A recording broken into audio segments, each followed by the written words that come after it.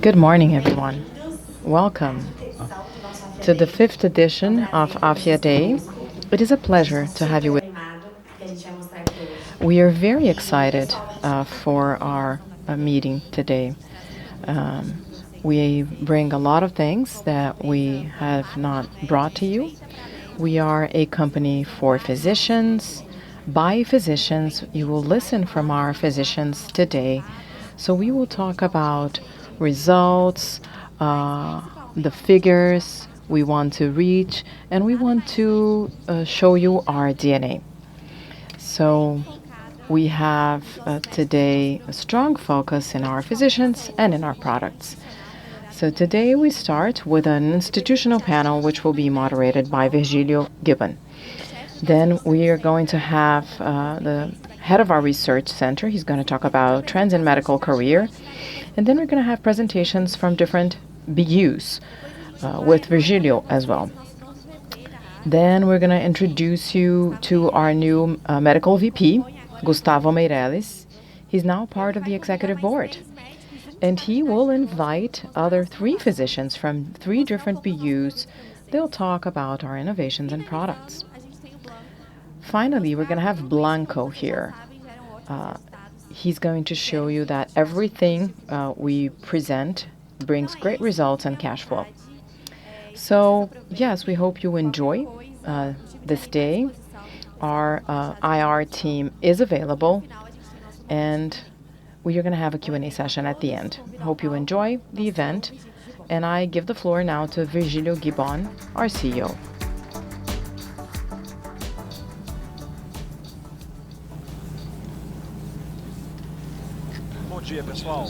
Good morning, everyone. What a joy to be in the 5th edition of Afya Day, sharing a bit of our story, our achievements, our challenges. Well, as usual, whenever we have events with investors and analysts, we try to bring something different. This day, we're going to hear from several physicians. They're going to talk about our innovations, everything that sets us apart, what we're looking for in terms of future trends. So this is going to be different today. We're not going to be stuck to cold figures. Of course, Blanco will have to mention some figures. That's his area. But we want to talk about innovation. What do physicians want throughout their journey and throughout their career? So let's recap. Our ecosystem. Afya is the most complete and the largest medical education hub with digital solutions for physicians, and we provide solutions for each stage of the physician's professional journey. Since they are GPs, then they mature in the career, they become experts. So we have the appropriate resources to provide value for these professionals, to capture or to, understand their behaviors and to understand their DNA. This is very important for a long-term relationship. So what do we do in this ecosystem?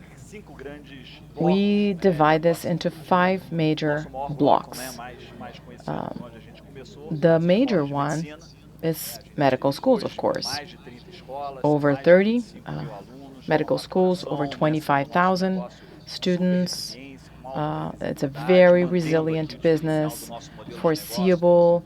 We have a very special business model and cash generation. So students go into their residence helping professionals to choose more than 50 different areas of expertise. Then we have this market with very specific dynamics, and we're going to talk about those. Then we have specialization areas, reports. We have software courses, hard skills that add up to all this knowledge of medical practitioners.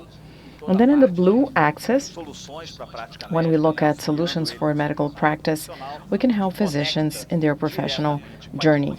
This is directly connected to the industry, and it retrofeeds training and studies. We do not believe in education. That's not just for the medical area. If you're not breathing the industry will provide jobs for the professionals we're training in the classroom. And at the end of the day, they will, raise the bar for our educational project and for every single interaction we have. Well, how do we create value at each stage of the journey? First, with development, training of these professionals in the health area, medical professionals. Then we have updating. They must be updated, of course. In previous years, we've mentioned that every 70 days, the medical content of different areas more than doubles. It is a huge amount of knowledge because these professionals must be updated. They have to be assertive. They need specialized content on each and every protocol. So this is part of our mission, of our everyday work. And of course, we want to ensure productivity. Physicians will need more time to dedicate to their work with productivity. And we're going to see some tools for that, tools that we are leveraging for productivity purposes. And then we want these professionals to have a health industry relationship, so living the best of the medical world. When we are close to physicians, when we are connected to these professionals, we bring the industry closer. That means more jobs, that means connection with the health area players and these professionals. So let's have a look at the trends in physician training, new physicians that are coming in. What are their demands? What are their ambitions?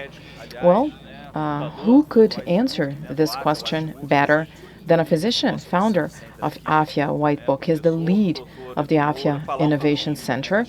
He's a professor and a physician. He's going to talk about demographic trends, and he's going to share what physicians look for in their journey. Eduardo Moura, please join us.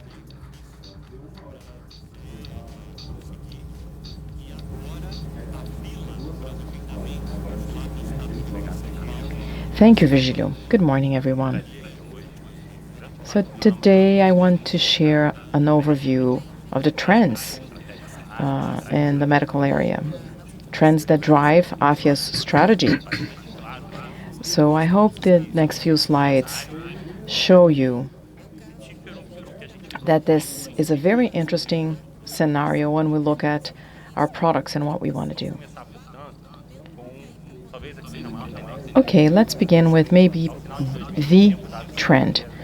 Demographic data shows that we will be 635,000 physicians in Brazil by the end of 2025.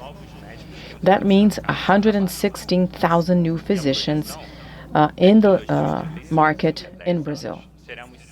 In 2035, we will be 1.15 million physicians in Brazil. So the ratio physician to population, this is measurement of the availability of physicians for the population, this ratio has more than doubled since the year 2000. There's something positive to that. We can move forward in physician training, and also we can provide better services, health services to the population. However, when Brazil is compared to OECD countries, rich countries, there's still a distance, a gap. And it's an important gap when we look at physician density. There are also other trends that are a reality in Brazil. We are now graduating more female physicians than male physicians. So very soon, we will have more female physicians than male physicians. And also, physicians are younger and younger. We are training more physicians, and the population of physicians is becoming younger. So see, this is the proportion of physicians aged 55 or older. So in spite of all of that, we still have an issue in Brazil. When you look at the number of medical consultations per capita per year, 3.1 in Brazil. That's less than half of what we see in OECD countries. And that is a problem. And it's a deep problem. We have huge regional inequalities in Brazil. We still have a greater concentration in the southeast of Brazil. You can see that we have more physicians than in rich countries in the southeast. And we have, in the north of Brazil, for instance, the ratio of physicians per inhabitants is close to sub-Saharan Africa. So these are physician deserts, so to speak. At Afya, we are proud of being part of the solution to this problem. This is a study that was conducted by the sustainability area, and we want to prove that having an Afya unit brings social impact. It brings impact for health metrics for these populations. So cities that have Afya units and cities, similar cities that don't have Afya units. Through a sound methodology, we proved that these cities increased by 12% of physician density when they have an Afya unit. So in 2021, that means 3,900 new physicians in inner areas of our country. So that helps bring more physicians to these places that need them. That has consequences in health metrics. 20% less deaths from vaccine-preventable diseases, 14% less deaths from conditions sensitive to primary care. We've also avoided 4,100 hospitalizations, and the most important metric, 28,000 lives saved. In Brazil, we have another inequality connected to specialization of physicians. For some areas, such as pediatrics, Brazil is training more pediatricians than in other countries. For OBs, we have figures that are close, but for psychiatrists, this is one of the areas where Brazil has the greatest gap compared to OECD countries. So maybe we should be training more psychiatrists. Again, looking at areas of specialization, the number of specialists, we have moved forward in recent years. This is demographic data, and it shows that in the last 13 years, we grew by 154% the number of specialty titles granted to physicians. 59% of physicians in Brazil are specialists. 29% are generalists.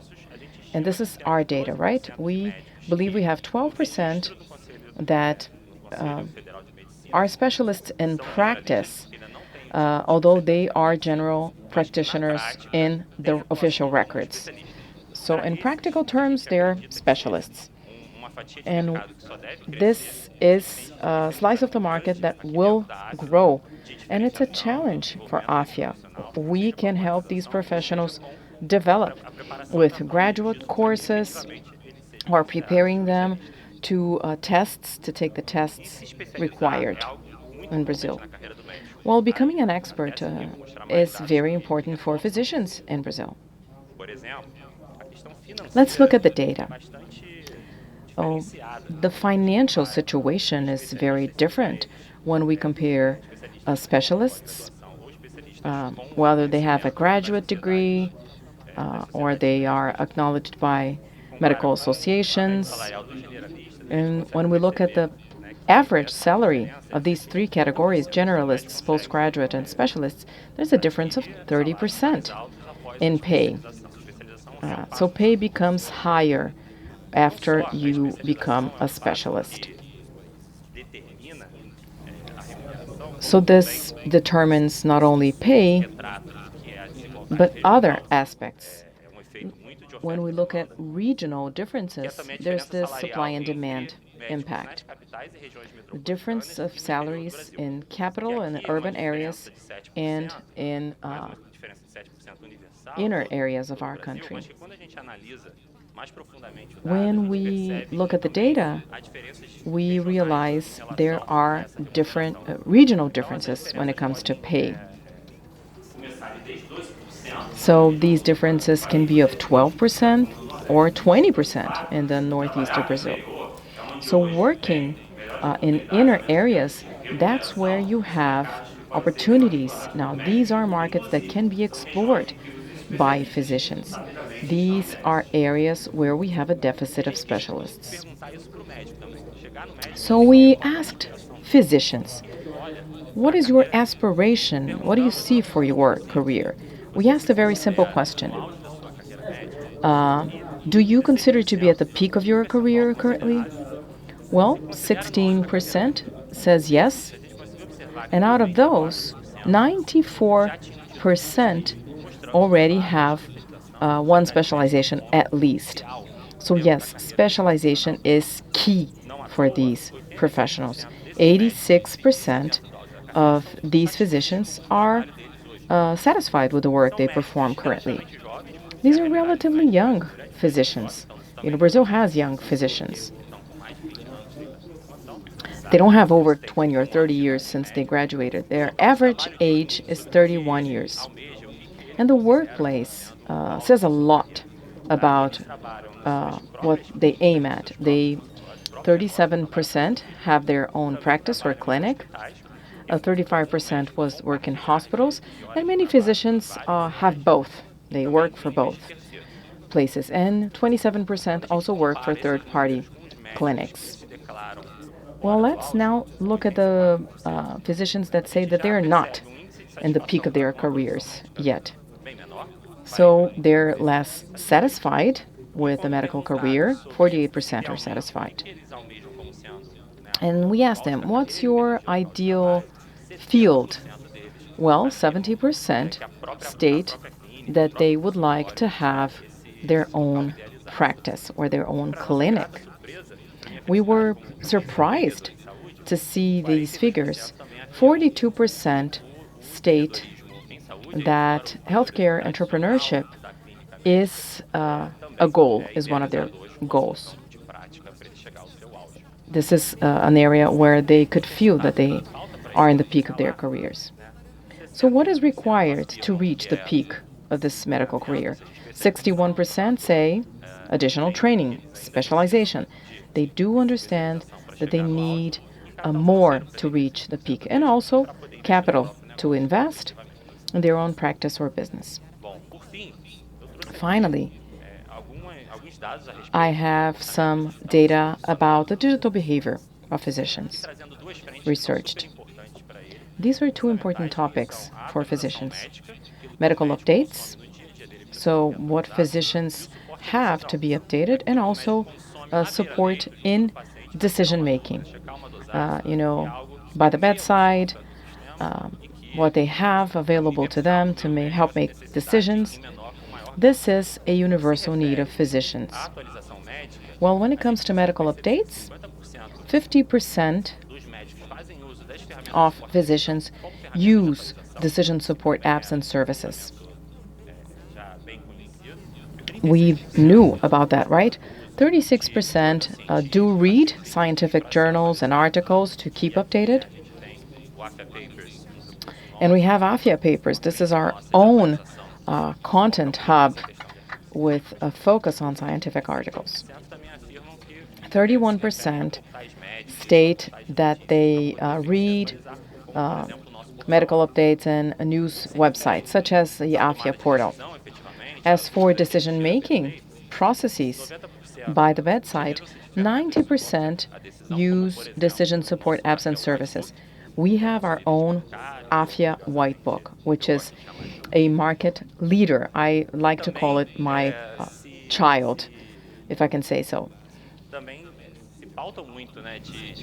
Physicians also talk to their coworkers.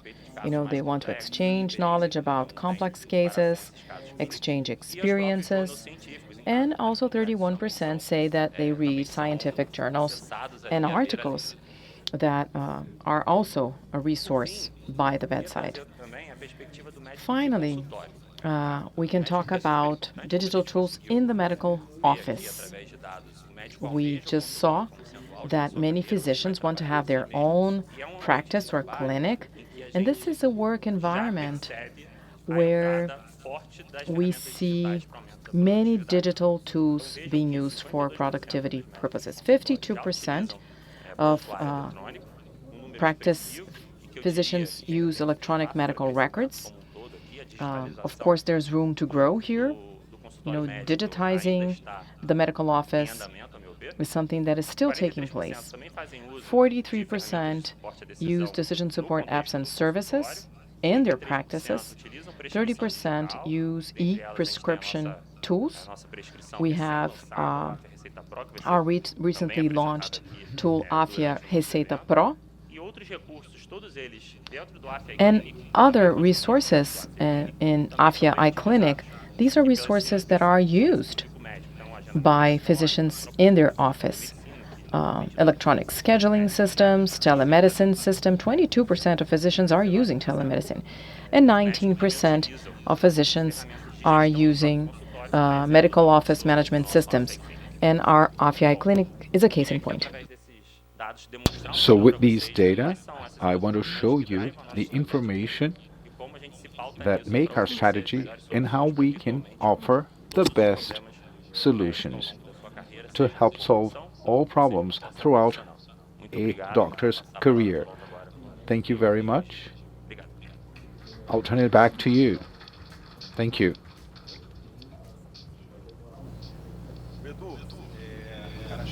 Okay, Edu, I think it has become really clear when we see this research, the survey that you led, when you look at a doctor's journey. First, their undergraduate studies. So you see there's lots of doctors that go to the smaller towns. When you look at salary and compare it to other elements, there are high employability numbers. So there's a large number of people. The market is really heated there. The name of the game is how to stand out in the crowd. When you talk about specialization, there's an increasing need for doctors to stand out. There's a greater number of general practitioners. Their lives are harder. They need more time for their families, and they need to work so hard, 40% or even more. They seek better opportunities when they look for specialization. And this is part of their roadmap of desires. So general practitioners or generalists, they're active consumers of support to decision-making, clinical decision-making. Most of them. We have, for example, the testimony of a former medical student. She cannot live without support, that support. She logs in when she gets to the clinic, to the hospital. She needs her own device all the time. So they want to have their own clinic, their own medical record. And we are the center of this professional need. So I'll now look at all of our segments. I won't spend so much time just giving you details. I just want to show how we have been innovating in each of these areas. So, just an overview of our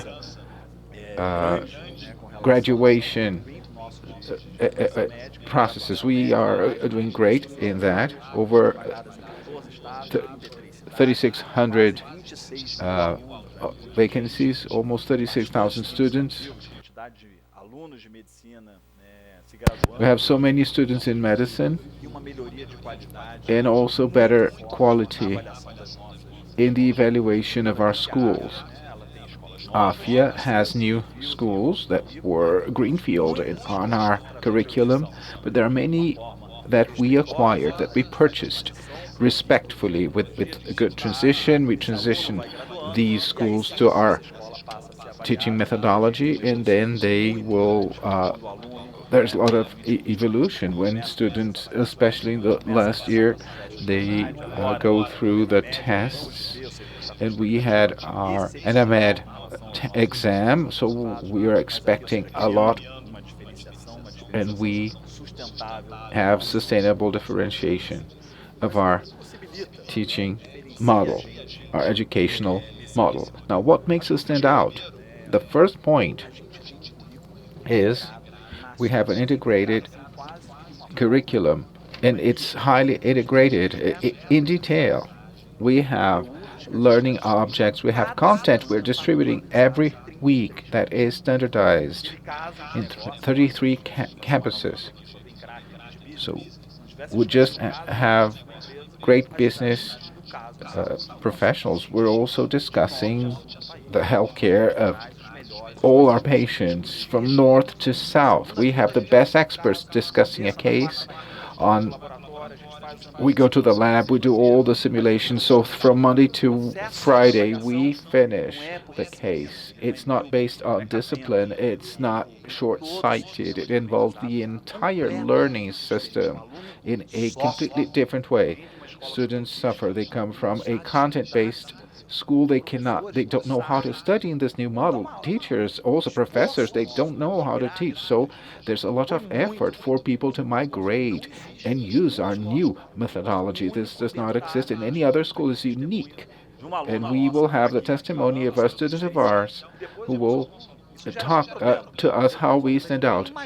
And students don't even imagine how they can learn another way after they do our method. So we're training doctors for life. Many doctors who are recently trained, they're so afraid of their first patient. Now, our students, they have real cases from year one.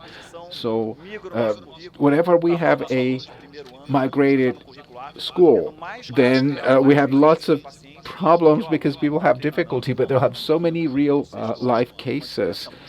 And that makes a huge difference in terms of practical experience and also in terms of simulation.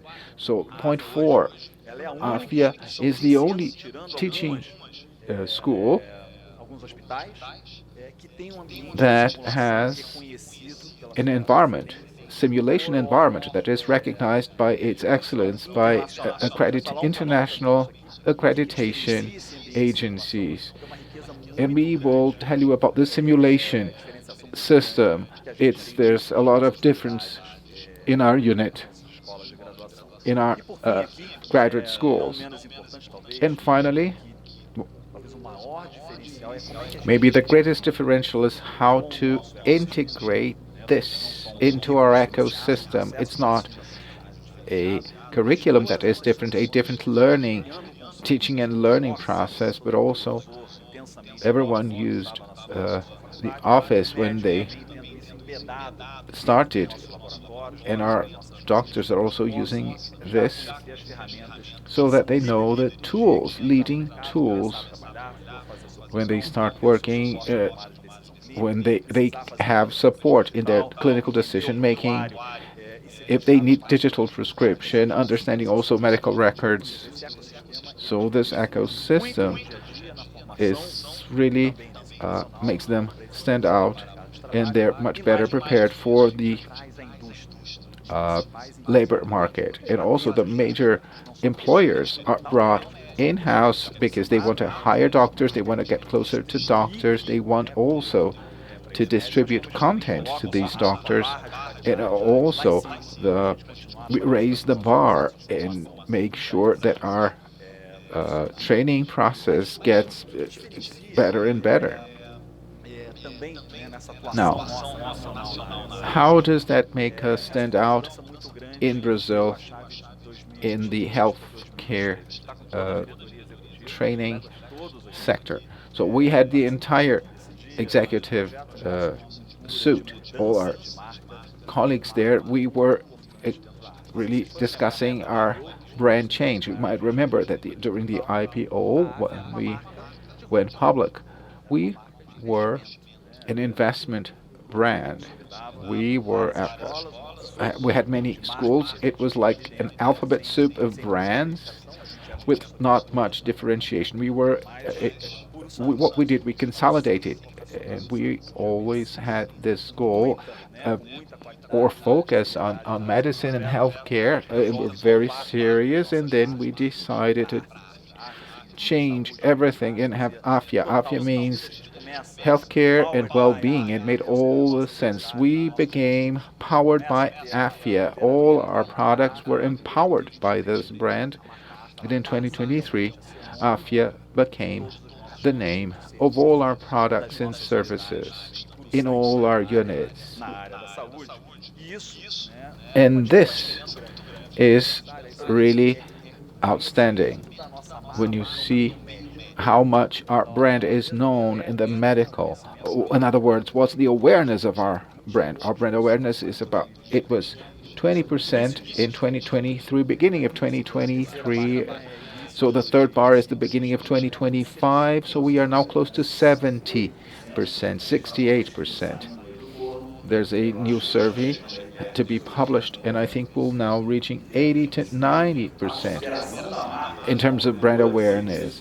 And also, its brand consideration of a high reputable service provider, it is growing even more. And that really helps us grow and attract students and doctors to our postgraduate courses. So we are getting increasingly more present. Now, more numbers, of course.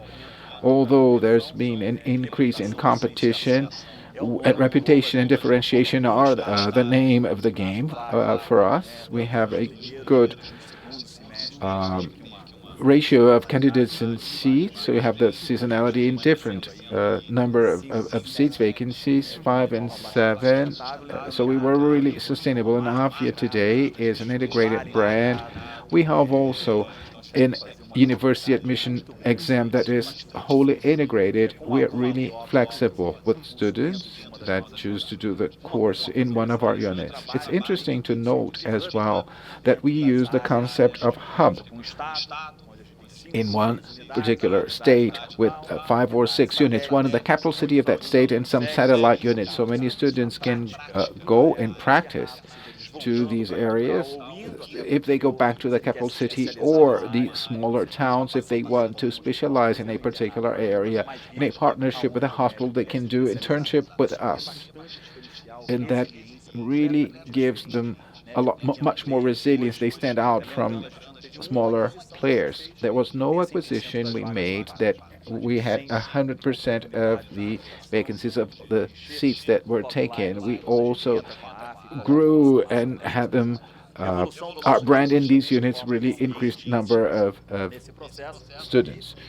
Our net ticket evolution also very resilient when you see new campuses, new doctors. So our gross margin is really highly efficient with our best operating result in the first quarter of 2025.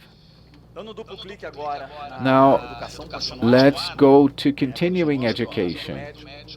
Let's continue looking at a doctor's journey. So we saw that we had a very positive dynamics. You might remember that in 2019 we had 5 units, basically, on the major capital cities of Brazil, Rio, São Paulo, Belo Horizonte, Brasilia, and now we increased to 20. We changed the concept from unit. We now are using the concept of hub, or the experience of doctors in Afya. the concept is one of membership. So they enroll with us. They're special students from, their undergraduate courses. So they use all our infrastructure, all our medical offices, so they can see their patients with us on Fridays and Saturdays. We have our graduate courses, so the hub is like a whole club where students, doctors are members. We have over 25 such hubs. Some others work together with us in our over 70 courses on our portfolio, and a very impressive NPS.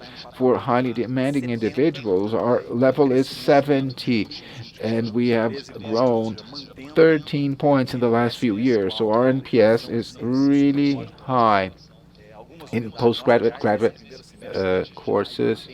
So we have over 80 that were extremely satisfied.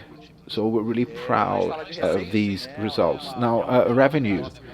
This, after we were acquired, after acquisition 2019, we grew at a very good pace in the first half of 2025 from 15,000 doctors using our EduCom solutions to over 50,000 in 2024. It's seasonal, of course. In the second half of the year, it will grow more at over 50,000 from 24 after 24. Now, Edu talked about our dynamics. We have 35,000 students that are graduating as a generalist or general practitioners, and our residency seats increased as well. And these are taken about 80%. So the gap of generalist graduates and specialists increases even more, not only in terms of more competition, but also a higher demand for specialization courses in postgraduate courses as alternatives to traditional specialization in traditional residency courses. So we have over 600,000 doctors that are trained in Brazil. So EduCom, with lighter regulation, very positive market dynamics. It's less intensive in capital cities. Organic growth is really interesting. We have good return on equity, and it's a very interesting product. Not only in terms of monetization, but also the industry is getting closer to professionals now. So you may have a pharmaceutical company or a provider that wants to maybe sponsor a particular course in dermatology or oncology, so they become an access or an access hub between B2B and solutions with our doctors and students. And finally, let's discuss FTM, the part about medical practice. So again, we saw the dynamics with Edu, and the doctors are now seeking more digital solutions to stand out in their daily lives. And there's a lot of our flywheel. We have more solutions, champion solutions that help doctors from scheduling an appointment to bedside support and also following up of treatment of these patients. So you create credibility. You have more doctors consuming our solutions. They're better engaged, generating more data, not only as a premium user, but also a user that generates a lot more data. We have more patients, more appointments. So with more data, we create more value, add more value to our ecosystem, improve our system. So we have this feedback and really get a lot from that. Now, how can we generate value? How can we add value to the industry? We have four levers.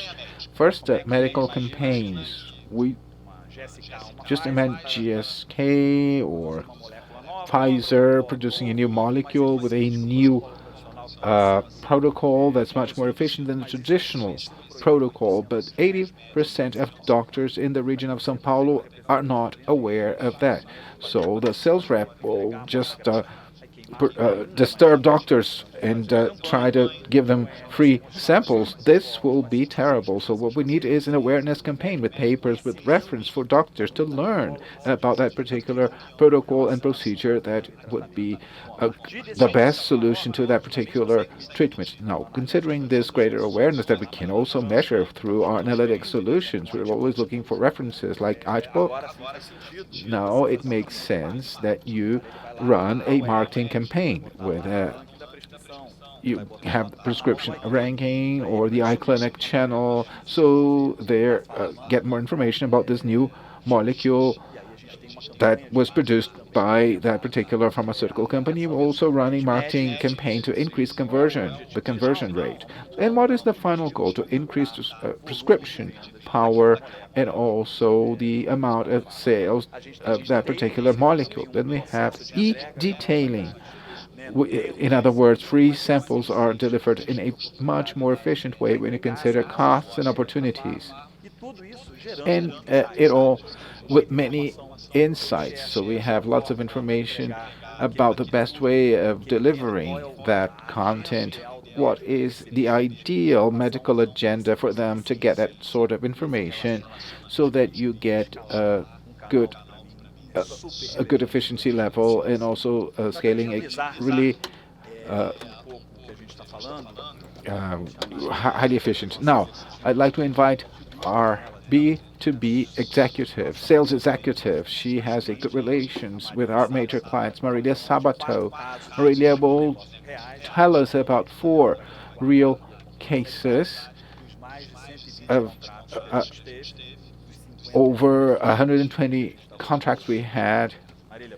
So Marilia, you have the floor.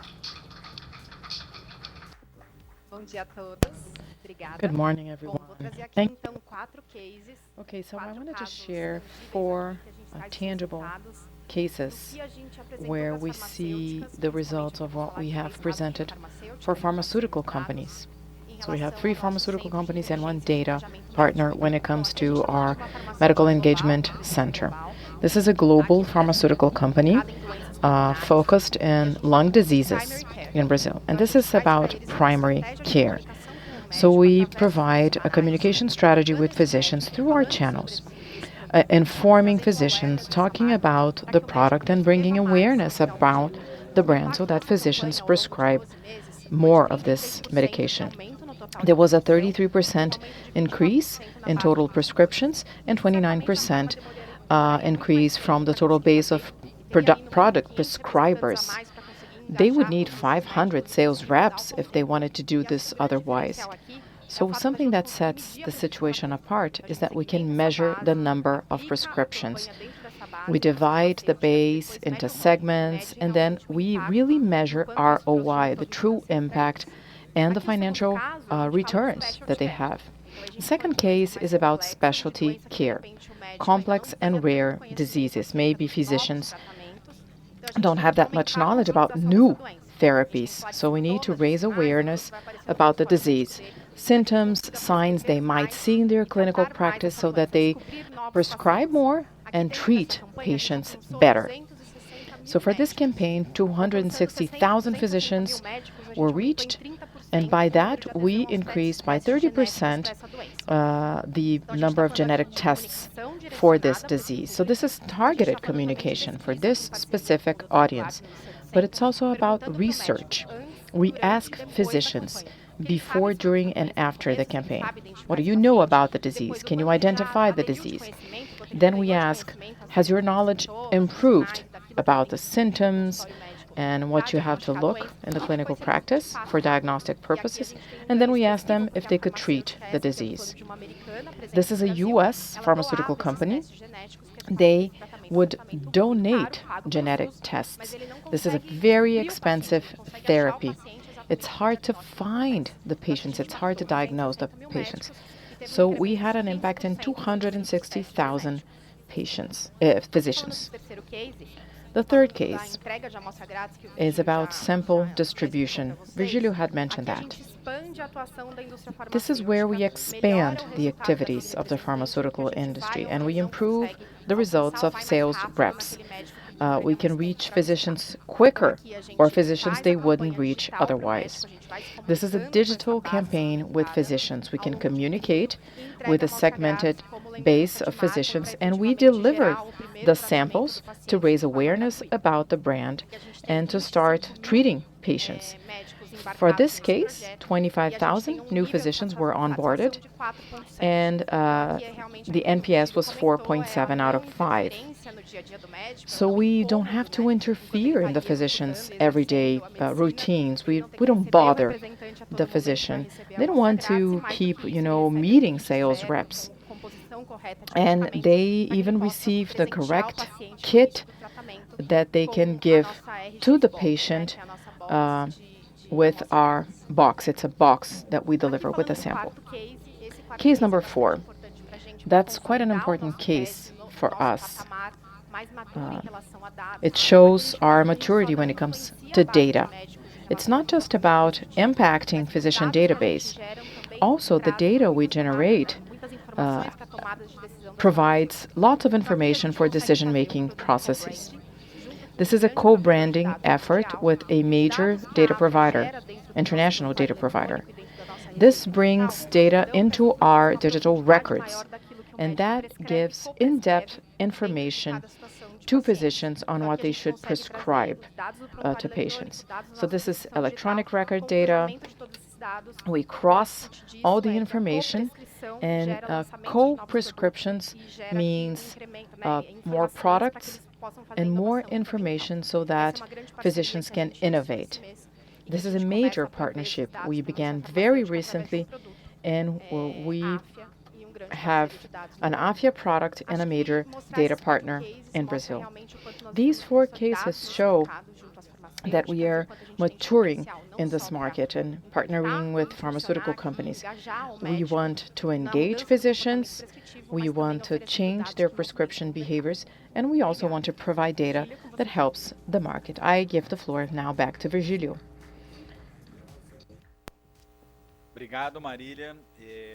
Thank you, Marilia.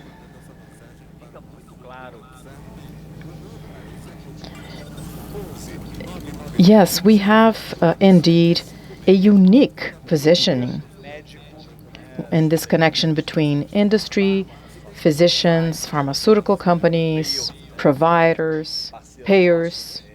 We have some partners in that area as well.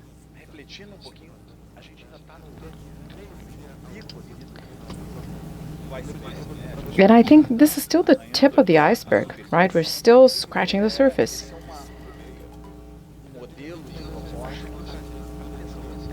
This is a model that is very new in Brazil. No one else does what we do in Brazil.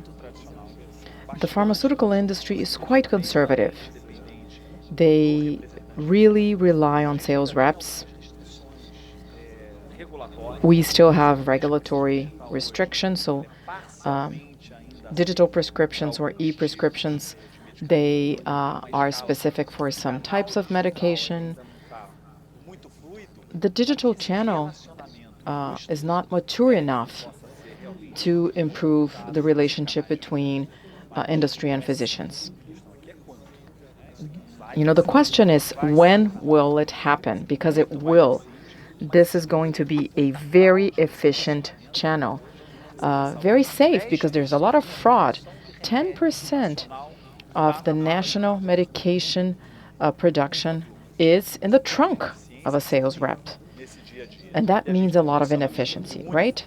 And we have this unique positioning.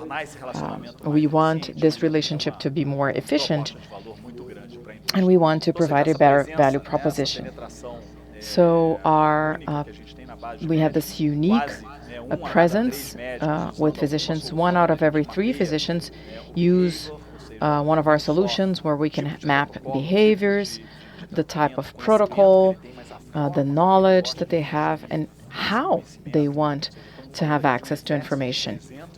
This is a universe of 300,000 physicians that use and that have their eyes in our solutions every single day. And we have recurring relationship with 54 partners. Some partners are already signing the 10th or 12th contract with us.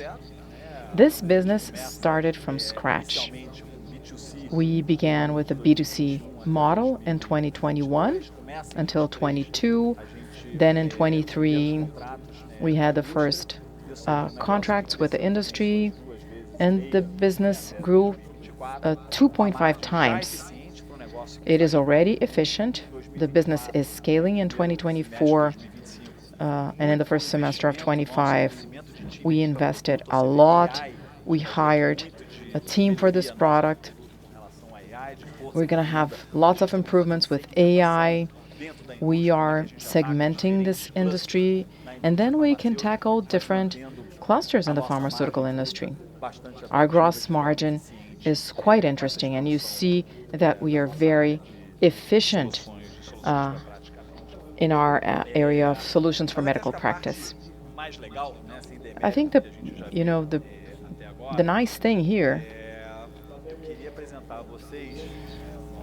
is talking to our medical VP, Dr. Gostou Meirelles. He's our Chief Medical Officer.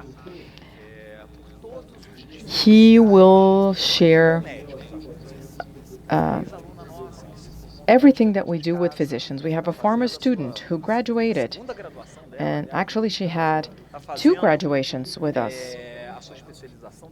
And now she has 2 undergraduate diplomas, and now she's working on her graduate diploma. She's going to talk about our syllabus, what sets us apart, how it can help her in our clinical practice. All students mention the wealth of resources we provide.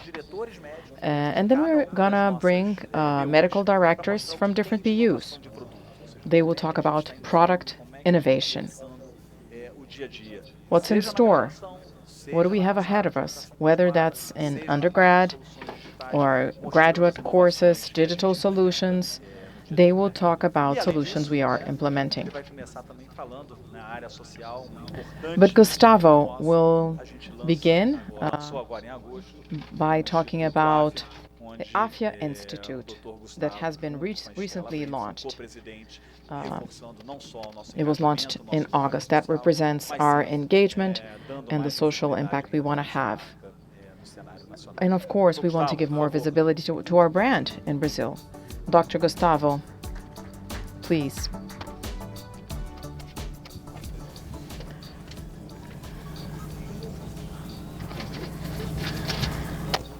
Hello, everyone. Good morning. What a pleasure to be here with you. Thank you for joining us. Virgílio has just introduced me, but first of all, I want to say that I'm very proud of leading the medical area at Afya. I'm a physician, and I've been working as a physician for 30 years. My area of expertise is radiology, chest radiology at the Federal University of São Paulo. I have a PhD from the same university. I was a professor, a university professor, and I taught residents and also in their master's and PhD thesis. I also did a study in Memorial Sloan Kettering, and I also worked for 18 years at Fleury Clinical Labs. I was medical director and VP of a company connected to innovation. I founded a community that works with innovation, and I was watching closely what these folks were doing very well at Afya.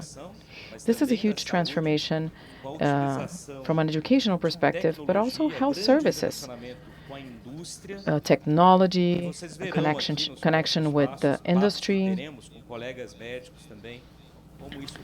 You will see that this really transforms the medical journey as a whole. So I would like to quickly talk about the Afya Institute. I am co-president together with Stella, my colleague Stella. So I wanted to show an institutional video, and then I'm going to explain a little bit more about the institute. Acreditamos que atuar na saúde é mais do que Believe tratar doenças.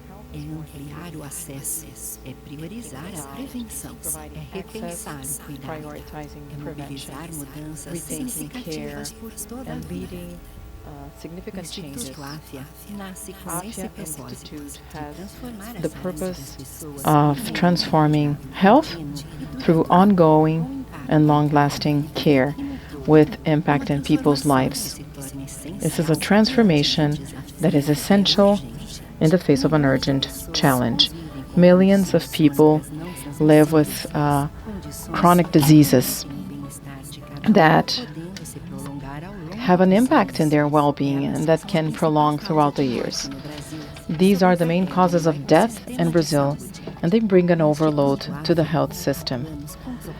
At the Afya Institute, Geramos we have conhecimento e purpose, soluções. we generate knowledge and solutions, Impulsionamos a saúde. we foster Realizamos em health, rede, porque acreditamos and we que work in a cuidar de network. cada vida é impactar Caring tudo. for every single life Instituto means Afya. having an impact in everyone's life. So this is the work of Afya Institute. So the Afya Institute is a not-for-profit organization. Our focus is fighting non-communicable chronic diseases. These are prevalent diseases around the world. Obesity, high blood pressure, stroke, diabetes. You probably know someone, right, that has one of these conditions. And the Institute has the social purpose of transforming health. But we also want to give more credibility and reputation to everything we do at Afya.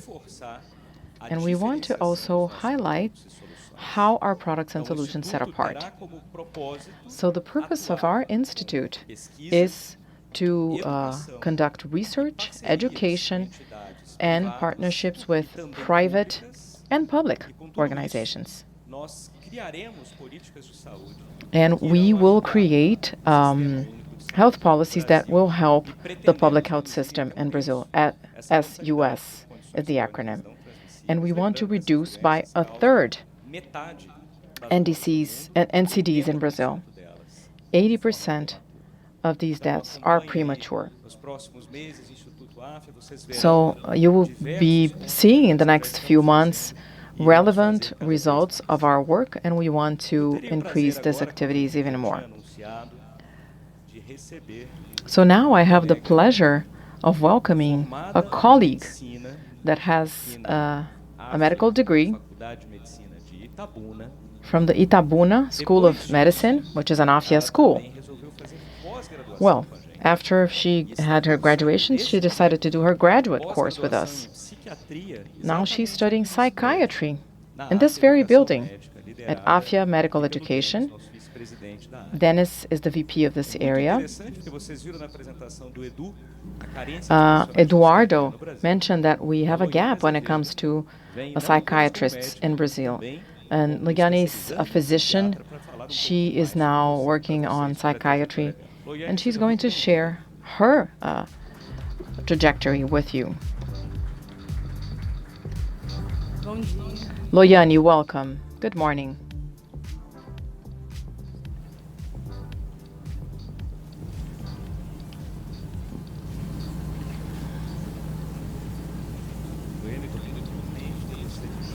What a pleasure to have you with us this morning, Loiane. Well, Loiane has a background in engineering, actually. She studied engineering as an undergraduate course. And she's going to tell us why she decided to study medicine. And I got my degree 30 years ago. I had a very traditional syllabus when I went to medical school. Now, as I get to know our medical schools, I am positively surprised with how modern our syllabus is. And it is the same one throughout Brazil. Érico is our graduation VP. It's the same syllabus regardless of where you live. But Loiane, I think you can tell us your story. You And that's how you came to Afya in Pronto, the bom city of dia Itabuna. novamente. Yes, good morning. Eu me formei em engenharia de produção I have em degree 2009. in production Trabalhei engineering. alguns anos numa multinacional. And I worked for a couple of years in a multinational E um company belo as an dia engineer. resolvi ir para a Irlanda, Well, né, para a one Europa, para fine poder day I me decided desenvolver to go pouquinho to mais, Ireland pensando na parte da engenharia de because I produção, wanted principalmente more inglês. professional development. I wanted to Lá, learn eu English. acabei aplicando para ser As I was in voluntária numa Ireland, empresa chamada I Simon Community, started working onde as a eu cuidava, volunteer, ajudava a tirar pessoas da rua, and ajudava I worked with homeless people. a empresa, que era 60% voluntariado, 60% This was a era company, I worked for a 40% company privado, 60% that era público, né, was do a governo public and irlandês. private E company. lá me apaixonei na medicina.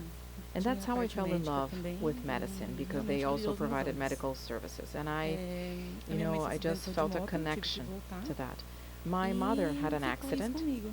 and I had to Então, come 6 back to meses Brazil. cuidando dela, era para retornar I pra spent Irlanda, 6 acabei months caring for my decidindo mom, continuar no Brasil e cursar medicina. and that's when I Trocar decided to totalmente de área. study to become a physician. So that was a full career transition moment. So you decided to study medicine from the social aspect, right? You started at a traditional medical school, and then you decided to transfer to the Afya school in the city of Itabuna. Why? Throughout your journey, your academic journey, what were the differences that you realized or that you saw at this Afya school? Sim, então, Gustavo, eu iniciei em uma outra Well, instituição, né? Gustavo, I A did metodologia start era studying medicine in tradicional, não another era school. PBL, baseado em problemas, né? It was a Aprendizagem- traditional aprendizagem school. baseada em problemas igual a It was metodologia not que a Afya usa. problem-based learning. Quando eu cheguei, foi susto, And when I got there, I was in shock, and I é muito was diferente. sort of Aonde eu desperate, I estava, have to say. a metodologia era tradicional, então assim, eram slides So que I eram was muito used to os mesmos a slides. traditional methodology. People presented the same slides over and over again. Exigia um raciocínio clínico, That traditional school did not demand any clinical de você buscar fora, de você decision-making. ter ferramentas para você se We didn't have desenvolver. to look elsewhere E tinha muita for coisa other prática. tools to Então, develop, and there eu was no praticamente hands-on não atendia work. paciente. So I Então, saw assim, no até pra- patients nos momentos at que eu all. deveria atender, tinha aquele receio.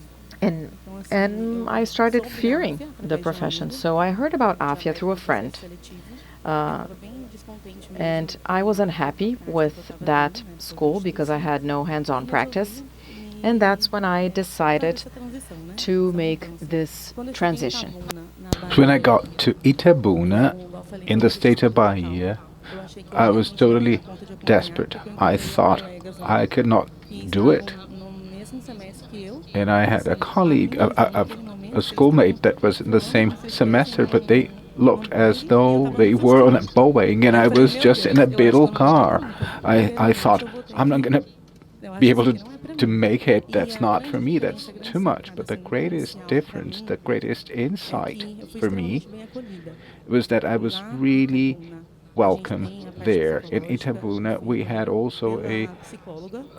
Então, não fui psychological só, fui service that extremamente acolhida, welcomes então eu us. sempre, So sempre normalmente I uma felt psicóloga really pra welcomed. mostrar, não, I fica would calma, a see gente the vai, você psychologist vai every acompanhar, vai dar week, and she certo. would say, "You can E calm down. Just assim, you're going to be eu able to motivo make it. mais Don't foram as worry." ferramentas. And then the Então, como vocês tools, apresentaram, né, o as write-book foi um you've grande shown us, diferencial para mim.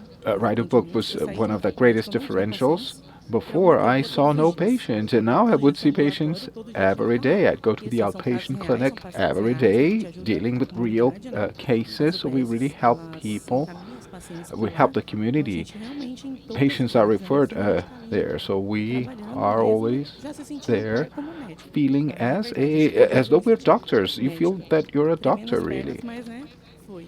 Então, And that's how assim, it. teve um grande diferencial para mim. That's what Porque eu happened, saí and do it papel, made a huge então eu difference estudava to somente me. com os slides e eu I was aprendi just que studying tinha um using mundo que eu slides, poderia alcançar. and now Então, que eu there poderia was a whole realmente new fazer world ter um diferencial, where fazer I could diferença na make a vida da pessoa de forma difference correta.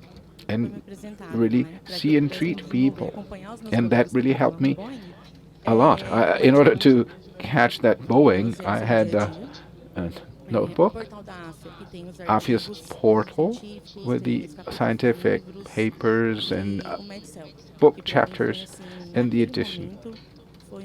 So that made a huge difference to me.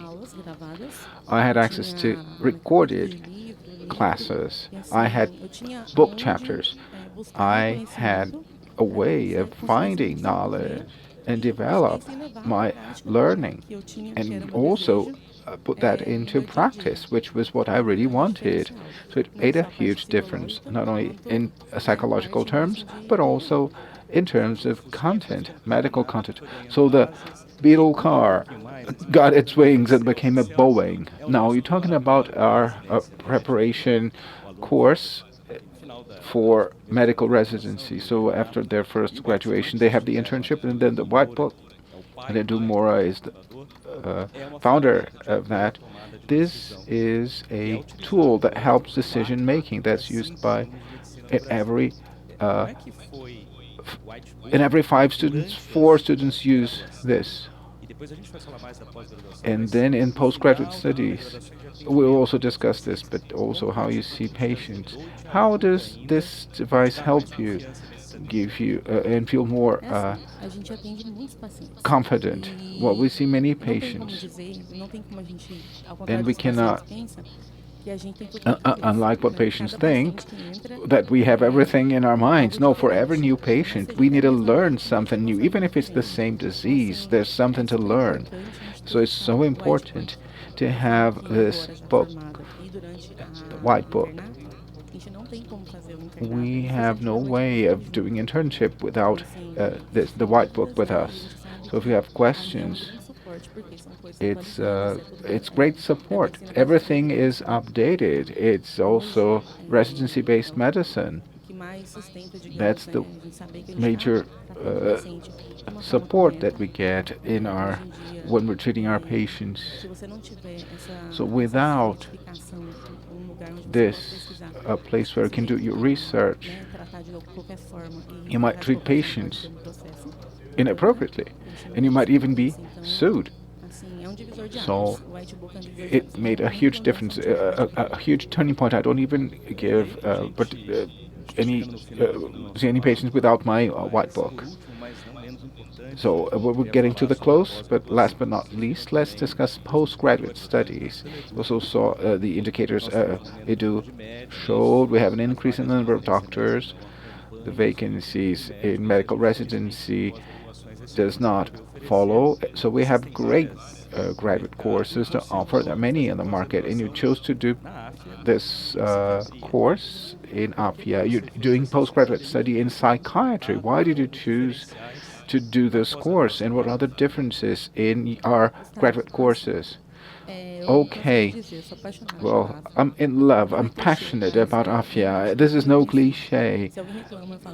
If anyone complains about Afya, you said you have no idea what it means to be in a poor school. So I'm really passionate about Afya. I know it's a very serious company. And I came to São Paulo from Itabuna. So today, I'm on duty for 12 hours. I see 90 patients in 12 hours, and that is what Afya gave me, Afya Itabuna. It's not just the institution, the school I studied. It is a family to me. I was so welcomed by them. So I know how serious this school is. I have also friends who are studying psychiatry that saw no patient in their practical lives. That's why I chose to continue being with my family, Afya. And I'm so happy for making this choice. I do this on Fridays and Saturdays. Of course, that's when I study on Fridays. I spend the whole Friday doing the theory section, and on Saturdays, morning, afternoons, and sometimes even evenings, we see patients. These are real patients that come from the Brazilian healthcare units, people that cannot have better treatment. So they come to us and we put in practice what we learn, not only in my undergraduate studies, but also now in my graduate studies. I'm so happy. I'm not waiting for another 2 years to only then start using what I'm learning. I'm already applying what I'm learning from lesson one, from day one. Everything that I learned. So every 10 patients, at least 5 patients have some psychological complaint. And I can explain to these patients things that were not so clear to me. So now, with my graduate studies, I'm learning. Oh, very good. Congratulations again on such a great journey. Your undergraduate courses, the use of Excel, White Book, and now your psychiatry course. We have this need for more psychiatrists and lots of problems in mental health. So it's good to have you, and I hope you're really successful. And you want to also study endocrinology? Yeah, I'm also in love. I'm passionate about endocrinology and psychiatry. I have a nephew that has autism. She's in the spectrum of autism, and he has also there's also the food problems. So I think I'll also start this other postgraduate course in endocrinology. I'm really proud to be here, to be talking to you. I talk to all colleagues since I learned about Afya and got to know the school for the first time. They really prepare us, train us for what we're gonna face later on. So as a student, I already felt like a doctor, and now as a psychiatry student, I already feel like a psychiatrist because I can understand what people need every day. It really makes me stand out. I'm really proud to be here. Well, there's good reason to be proud. Thank you so much. This was excellent to learn more about you and your journey. I think everyone liked it as much as I did. I hope you're really successful in your postgraduate studies and throughout your career. Thank you.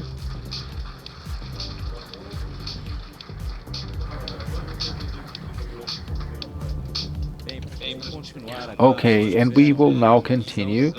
First, of course, we had a perspective of a student, a medical student who are now doing her postgraduate course at Afya. We'll now talk about a major innovation we are already putting into practice in these 3 verticals: graduation, continuing education, and solutions for medical practice. So we will now have 3 of our medical directors, and we'll see the major innovation that is upcoming. So we'll have the pleasure of receiving 3 colleagues and friends: Dr. Itamal Gonçalves, who represents our undergraduate courses at Afya, then Dr. Isabella Dupin, who represents our continuing education courses, and Dr. Ronaldo Gismoni. He will discuss solutions for medical practice. A very warm welcome, everyone.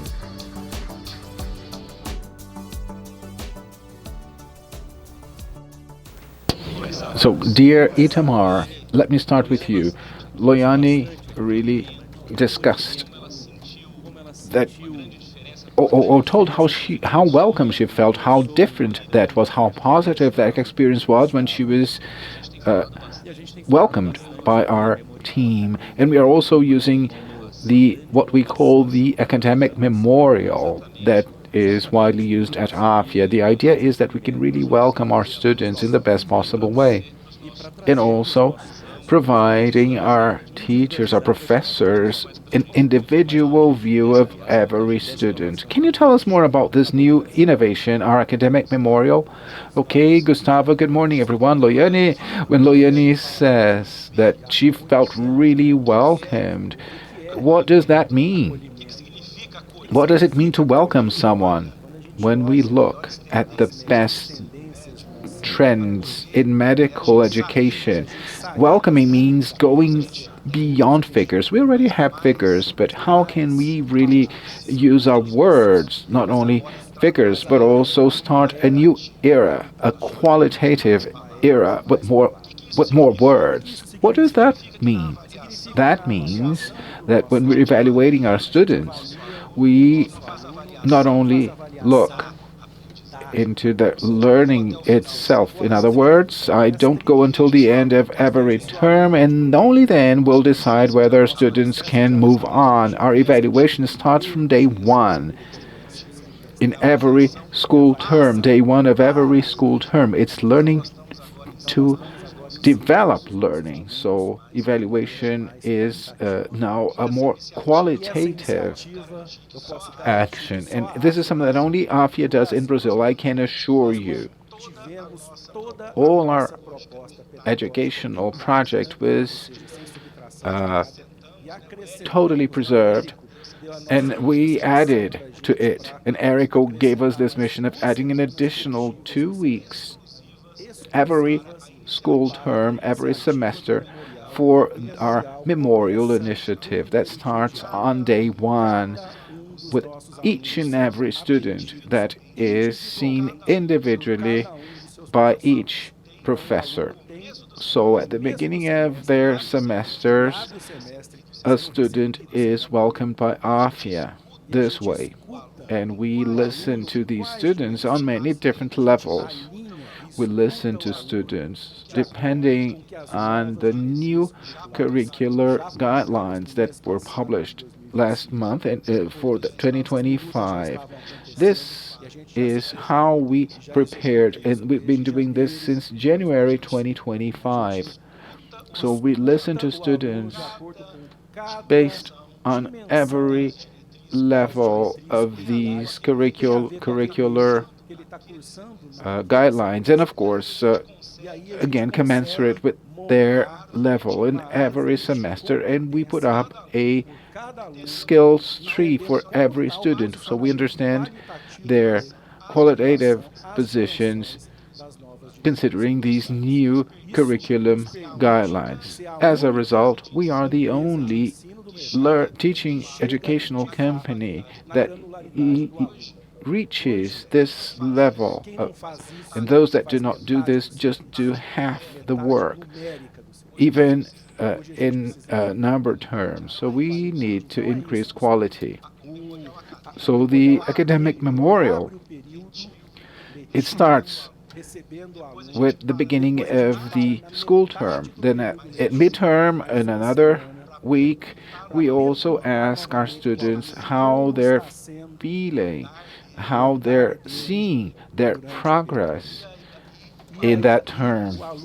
So at the beginning of the term, together with our Center of Teachers, we have these centers in every student that provide psychological, in addition to educational support, so students can structure. They really write an individual learning plan with individual guidelines or individual targets, at the beginning of the semester. Then midterm, we ask our students, how about your targets that you wrote, that you set in your individual learning plan? Are you being able to attain that? Do you feel that you're making progress? So we now ensure that we can look at students at this very detailed level, granular level, and but the amount of data that we get. And this adds to what Afya has already been doing, and this is our progress test, individual progress test. We currently we do quantitative analysis of how students go from term 1 to the last term, per dimension, or if it's surgery, or what surgery topic they have a gap to fill. In addition, we add the addition of these figures to individual analysis of every student. So we have both quantitative, the numbers, and words or qualitative evaluation. And this is aligned with the best international practices, and that generates a student register that they carry from semester to semester. When an Afya student starts a new term or a new semester, all the professors that will welcome that student, that at that moment, and also midterm, at the beginning and the middle of each term, they know how much progress the student made in the previous semester. This is why it's called a memorial. It's a story. It's an individual journey of every student at Afya. Well, that was excellent, Itamar. Just imagine 33 medical schools, 26,000 students, medical students, so many variables. So you use AI and big data to be able to provide individualized feedback to each student and also help professors. This technology is really so impactful when you're evaluating each student. And as we said, very welcoming. Is there any other technology you'd like to discuss in addition to the academic memorial? Well, yes, the memorial, it's in itself is it means quality for every student. When you open up the memorial of each group, it's just mind-boggling. I mean, you have so much information about each group, about each class. If I spend 10 seconds to read every qualitative entry of students, I'll spend 67 hours to read, just to read, not to mention processing that information.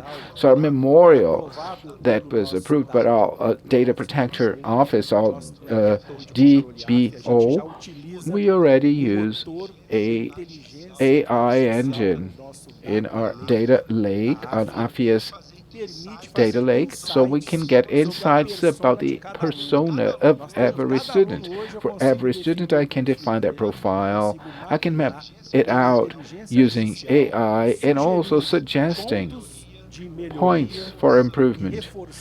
So reinforcing their positive points and also explaining about the students about DCMs and the class they are a part of. So it's a psychometric qualitative tool. When I take this data and then a professor will talk to the student, just imagine how long that professor would take to read everything, all the qualitative trajectory. So AI now integrates all that information, do that processing of mass data. So when a professor talks to a student, needs to talk to a student, they get all the information about the student profile, both qualitative and quantitative. Everything is there ready for that interaction to happen. And then they can work on the individual learning plan. In 2025, for instance, this is written in the DCM that was published last month. And we've been doing this just January, and that's just Afya that does it. Yeah, that's a high reputation, welcoming of students, professors, and we talked about 70 days, doubling medical knowledge. Just imagine without the memorial, 67 hours to read all these variables. And I also remember and I graduated about 30 years ago, so it was so hard to learn so many procedures and seeing patients, also giving bad news to patients or the family. And so I started visiting Afya schools, and I was charmed with our simulation centers. And it was really impressive. If I'd had that sort of education in the past, I'd definitely be a better doctor. Can you tell us more about that? Well, Afya is very proud of our simulation center. Simulation in healthcare is still a national gap in Brazil, but not at Afya. I don't know if you understand the difference of practical training in our simulation centers and real life. These are both practices, right? In our simulation center, practice is standardized. And what do we mean by that? Well, we have all these learning outcomes mapped. In our simulation center, we can ensure that all students will execute and will show how they would react and conduct practical medical procedures. So the simulation center has the advantage of using mistakes for learning purposes. We learn by making mistakes, and that it's a safe learning environment. That's why our simulation centers are accredited by international societies. Simulation centers accreditation, well, most of those are for hospitals. Afya is a world pioneer in gaining accreditation for a graduation simulation center. Afya has the largest number of accredited centers in the world. We have a multi-site project with the SSH. We have this unified matrix, unified governance. So, of course, we have a different perspective, and we are pioneers in tying this process to our undergraduate courses. We have 3 accredited simulation sites. We are also accredited by the Chilean and Brazilian societies, simulation societies. That ensures safety for our students in their learning processes.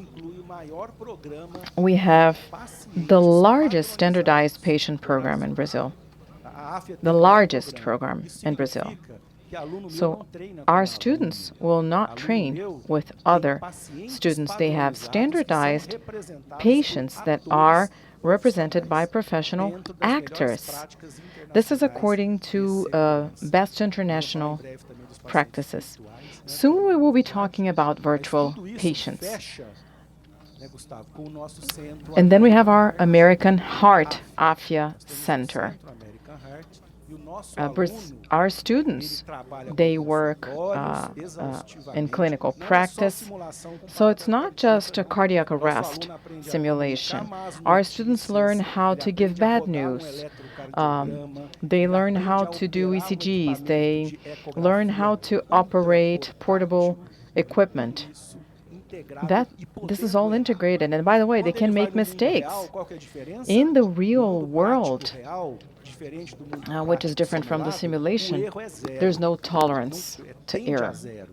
We cannot make mistakes with real patients. And here, students learn from their mistakes. So when they're in a practical situation, a real situation, they won't make mistakes.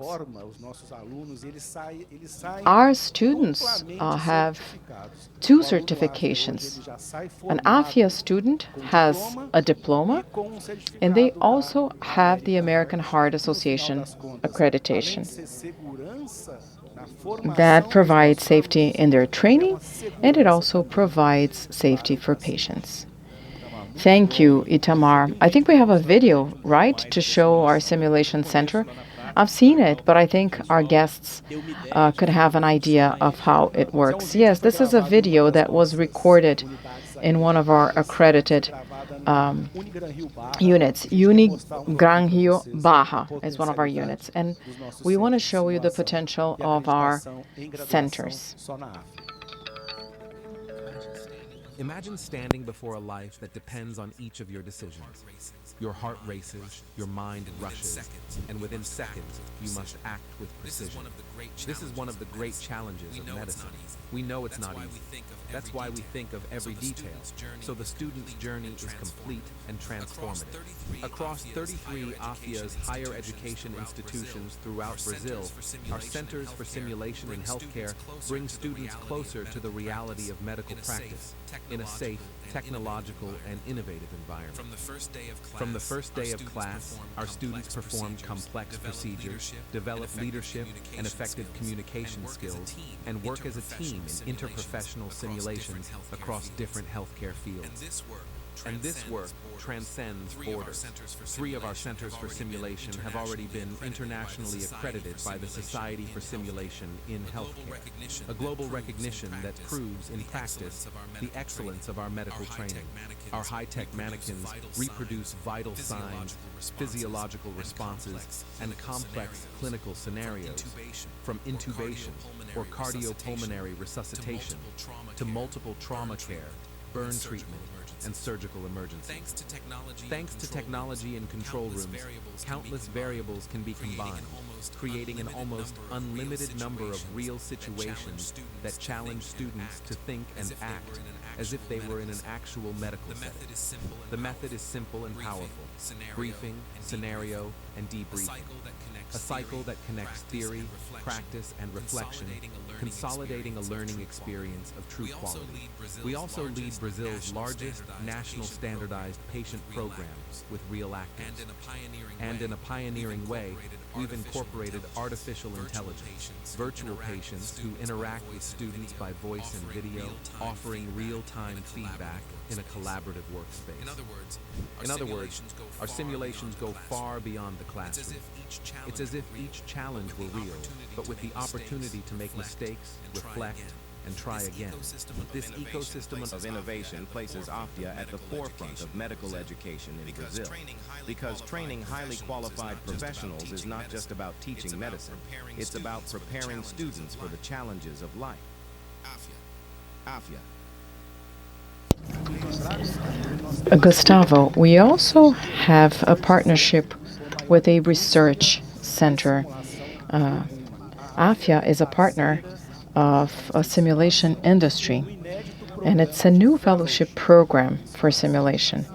So we train students, and we train physicians and employees that will be working with our students in public health units and in hospitals.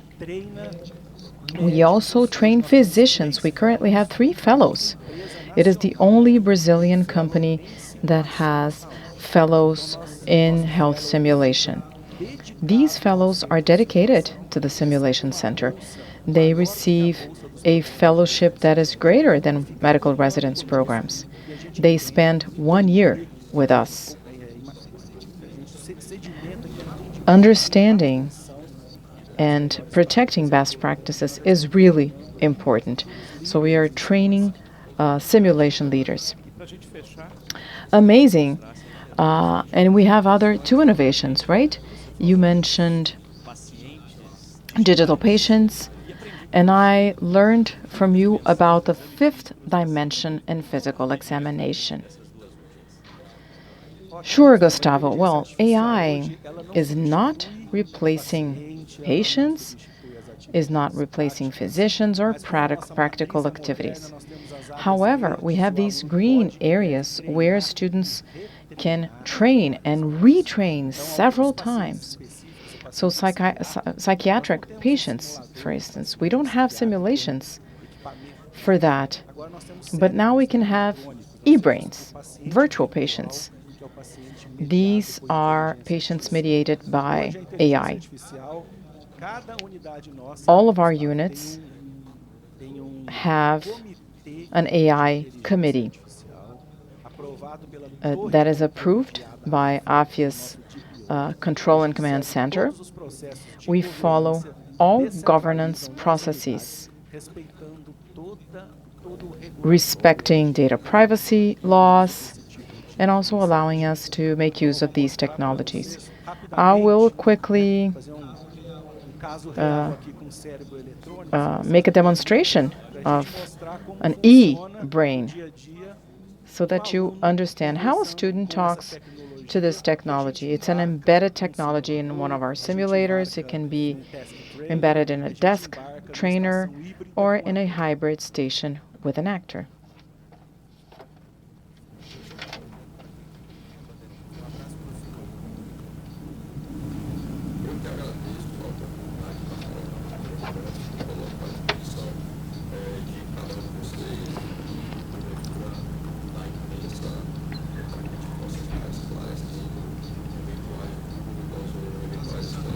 So I'm accessing our Afya workspace.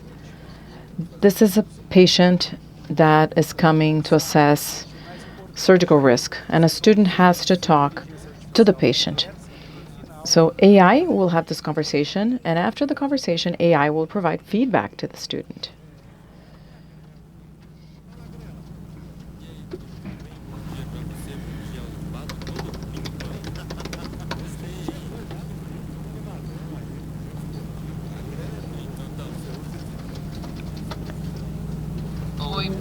Good morning. How are you? I am Maria. I'm 58.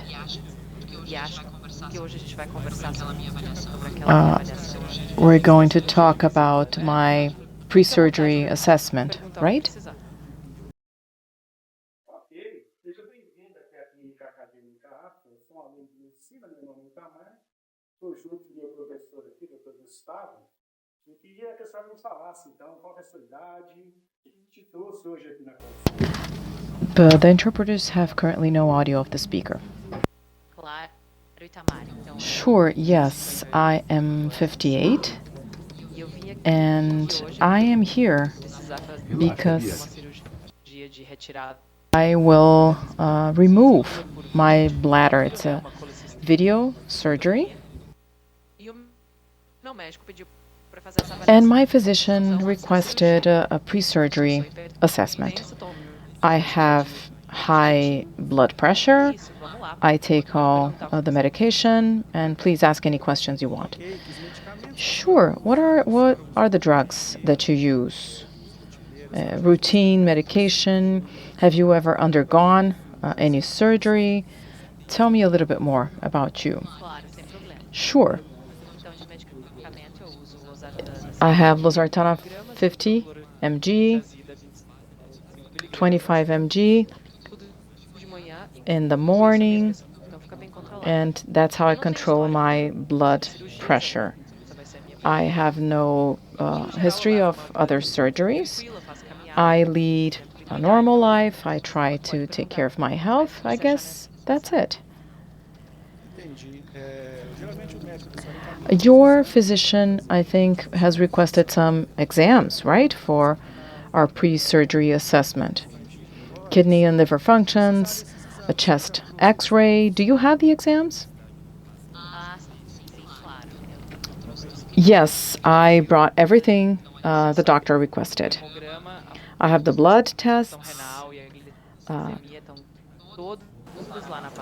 I have kidney tests, and then the ECG with, and also the chest x-ray. All the exams are available. Oh, great. I've looked at your tests. They're all normal. So I am going to write a report, your risk, to the physician. It's going to be level 3. I want you to take this report to your physician, and if you have any additional questions, please let me know.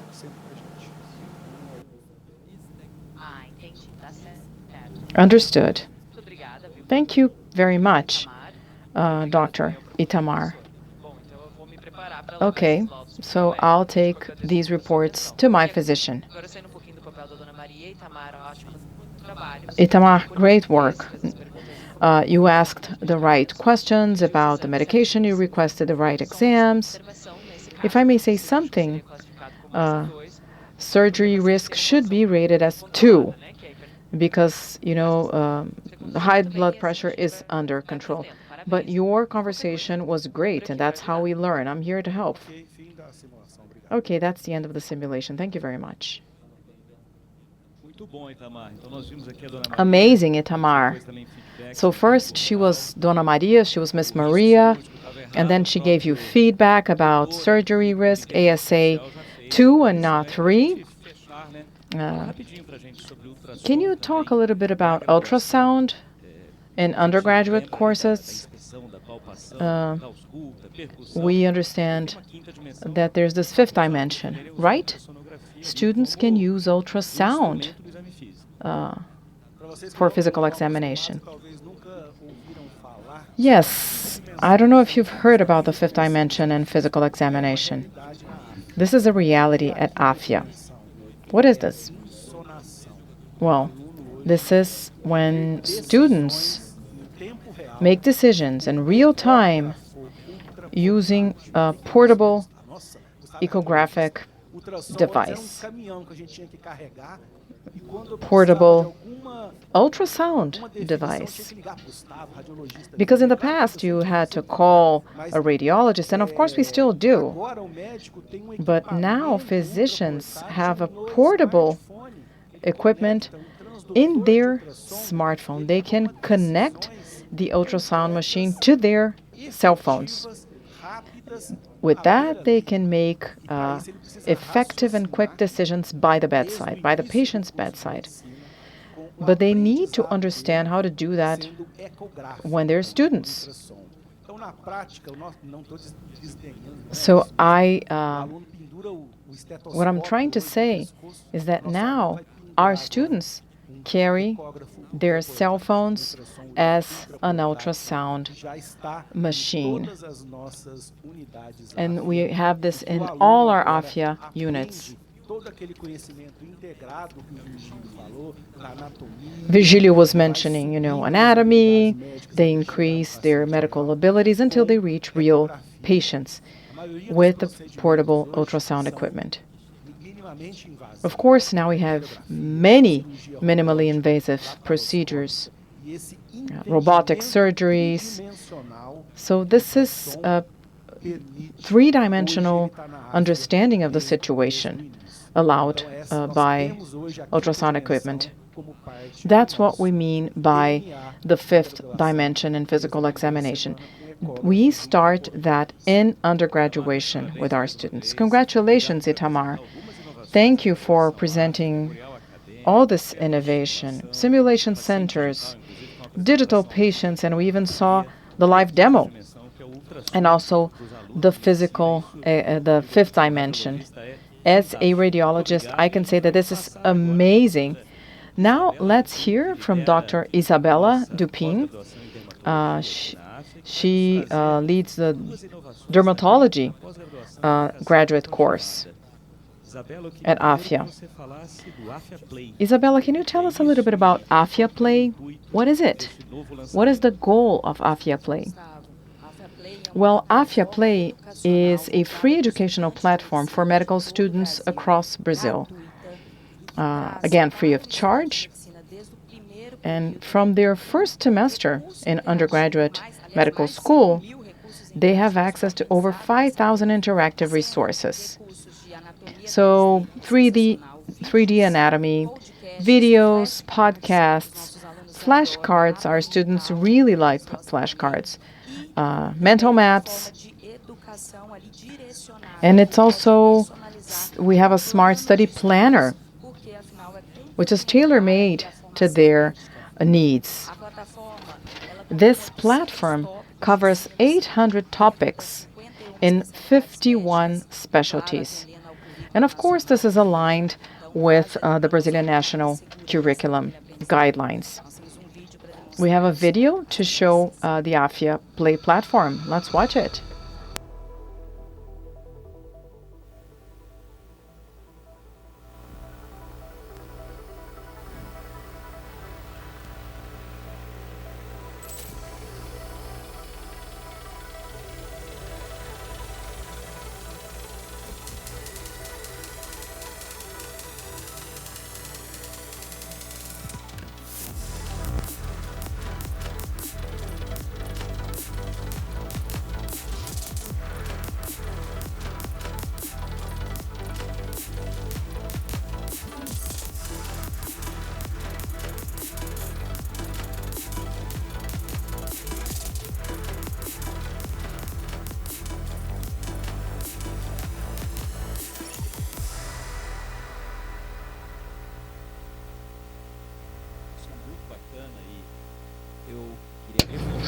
I'd like to stress that with the 26,000 students at Afya and all medical students in Brazil, those that are not in the Afya system, like with our master classes in undergraduate courses, also continuing education for doctors, and every doctor and medical student in Brazil. Now, Isabel, there's a second innovation, and that's Afya Assist. Can you tell us more about Afya Assist? That's amazing, Gustavo. With the free attention or treatment. We make medical education more a capillary. And then we have Afya Assist. This provides support to medical learning for students. It's a virtual assistant, a conversational assistant that is on our platforms, that is available for every student since year one within Afya Play, and also for students that look forward to do their residency exams after they graduate, and also for our Afya paper specialist students. So what does this Afya Assist or virtual assistant do? It gives you information on our student searches. So that is a very safe searching environment for them because it's a closed environment. It's really focused. So there's this safe curatorship that will give information about scientific updates, continuing again learning evidence-based protocols that provide safety, of course, in medical practice, and also personalize these searches according to students' demands, and that based on our platforms again within the Afya environment. We have a video to show you this. Their medical journey. Our students have Afya Assist by their side, an AI assistant that adapts to their needs, powered by Afya's trusted scientific knowledge base. For example, in the early years of medical school, when accessing Afya Play, a student might want to learn more about acute myocarditis. A resident, on the other hand, might want to explore the main topics in cardiology. The answer appears instantly, meaning fewer doubts in less time, so our students can stay focused on achieving their goals. Afya Assist, your AI partner in medical lifelong learning.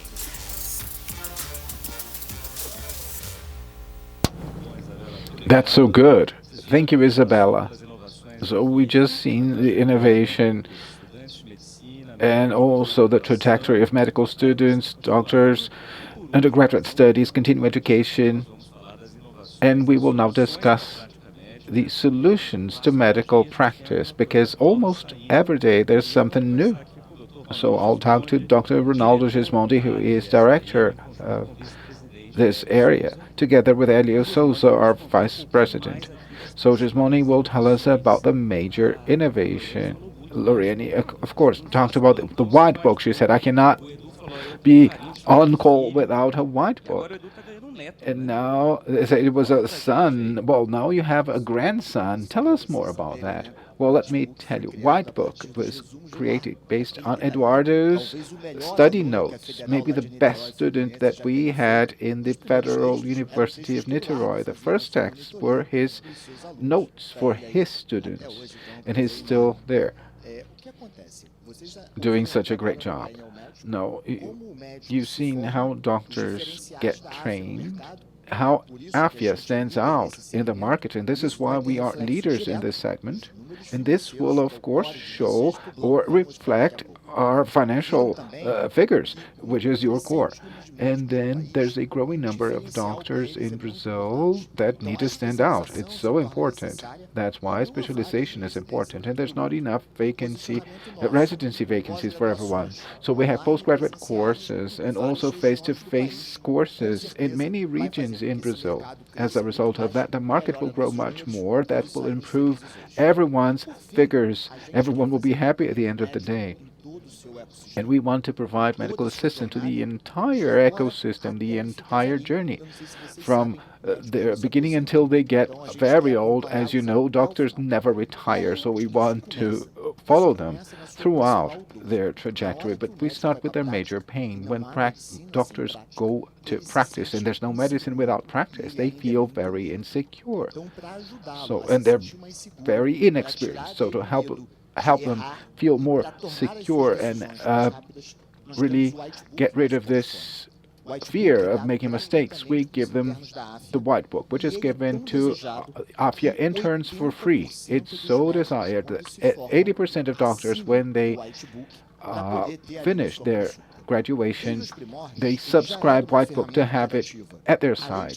It is an interactive tool from its beginning. It has content of all medical specialties. It's also updated regularly. It's also based on scientific sources. It's also peer-reviewed. There's over 200 doctors who work with us. So this Whitebook already had calculators. It already had diagnostic criteria. It also had flow charts that doctors could click on, and then it would help them flow through each medical appointment. But there's impossible now to talk about technology without AI. Not only our undergraduate, continuing education courses have AI, we've also added AI for clinical decision making. Now you may ask, why will a doctor use the Whitebook AI? Because if you already have a generic AI, well, it's a matter of trust. Generic AI use database from the entire internet, and there's many poor information sources. So our Whitebook AI uses only our own content. In other words, our AI will not hallucinate. In our AI, we have two use cases. You can either talk to our AI, like with any AI, LLM, by asking a question, but also you may also add to the system your patient information. This person at this age, feeling this, I examined this person, I did these exams, and then what do I do? So it will give you an answer based on the information it has, Brazilian medical data, and they will also give the primary source of that information if they need to go further. This is why this product is so successful, and we'll now show you a video showing how the Whitebook works in practice. And I also have my Whitebook on my phone. You can try it. We also have that on our megaphone. So you have any medical questions, this is the right moment to ask. Okay, sure, I'm there. In an emergency, every second matters. Every decision that is made counts. It may change a whole life, the destiny of a. If you have any clinical question, you can ask any IA. But does any IA really understand what's going on? Whitebook is the first smart doctor assistant that's integrated to Afya Whitebook, providing support for clinical decision making, trained by Brazilian doctors, developed for our country. So it gives you answers in seconds that are safe and effective. It suggests protocols, conduct, differential diagnosis, helping doctors go beyond the obvious when they found the possibilities that might not have been even considered, based on proprietary content, with scientific base, curated content validated by an editorial board of Whitebook with over 200 medical specialists, with content and Whitebook tools that are related to that, which provides normal browsing.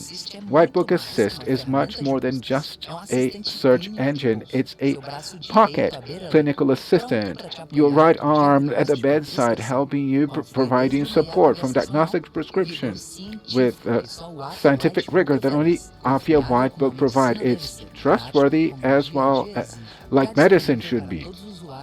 It's available for all users. I have an invitation to all of you. Everyone has a friend who's a doctor. If they've been graduated for less than 10 years, ask them about Whitebook. If they know Whitebook and what they think, I can assure you that they will give you a great evaluation. Our NPS is the best in the market.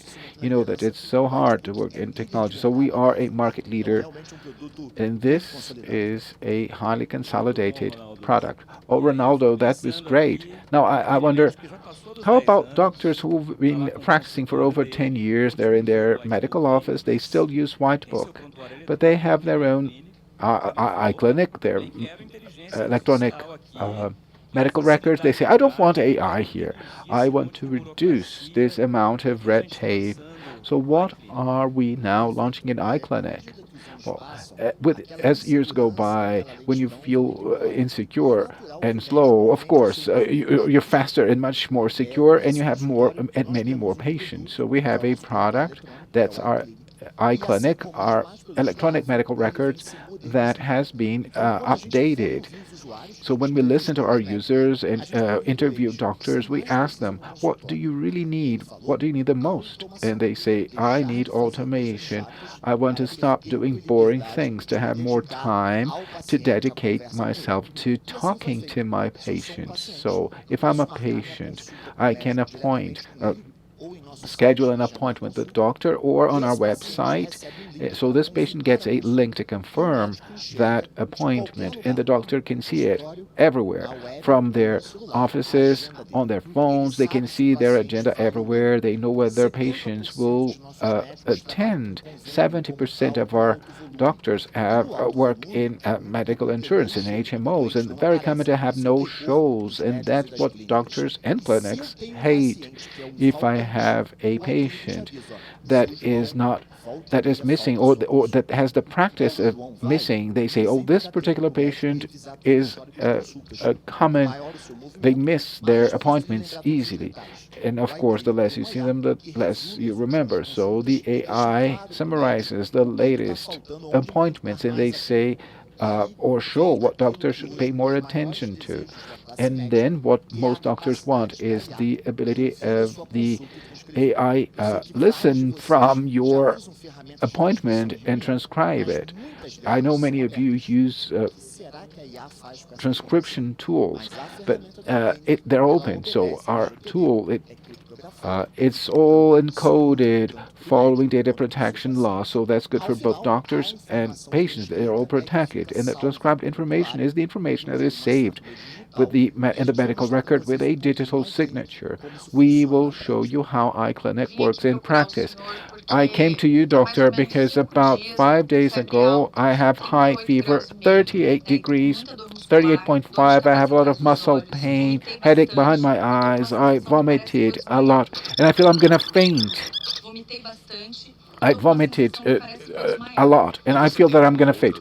Do you have any other condition? I have high blood pressure, and I also have a heart condition.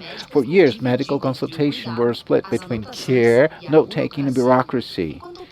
As patients spoke, doctors typed. 40% of their time was spent doing manual labor, routine tasks. While their eyes should be focusing on welcoming patients, they would be lost in screens. Now everything changes. iClinic Assist is a new way to consult, to treat, to care. The first intelligent AI assistant that is together with doctor before, during, and after medical appointments, so they're ready during an appointment. iClinic transcribes, summarizes, organizes, and gives you more Tudo isso enquanto você faz o que sua vocação te diz para free to do what you olhar really nos olhos, do. cuidar. Look at people in the eye and take care of them. So it gives back doctors what is the most precious asset, their time.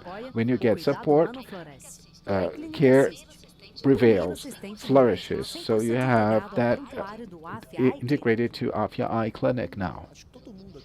Have you ever felt when you go to a doctor in a HMO system or insurance, they don't even look at you, right? They're just taking notes.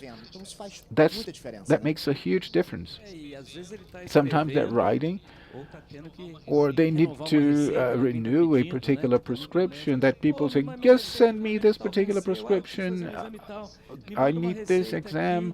Send me a prescription for an exam. How can we improve this?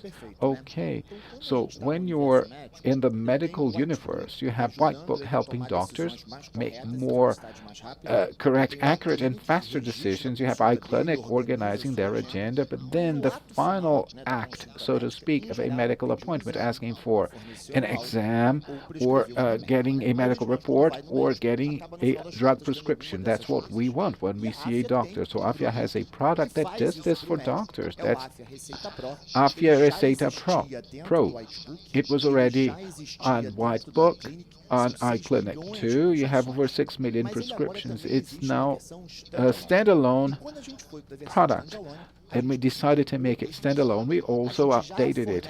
We also provide all commercial names to doctors, drug administration, price suggestions. We explain where people can get that particular drug at the lowest price. So with Receita Pro, we also have AI, again, to make doctors' lives easier. So you can type a prescription in, you can also dictate that, or even photograph a manual prescription, and the doctor might renew that prescription not only from their offices, but also on their smartphones, on their smartwatches, or even on WhatsApp. Everyone that takes controlled drugs have already felt this. Oh my God, I need a new prescription. I'm running out of my medication.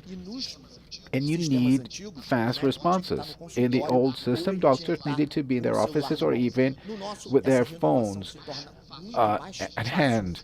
Now it has become so much easier. Some doctors only like to write their prescriptions by hand. Well, now they can take pictures and they're digitized automatically. Let me show you how Receita Pro works.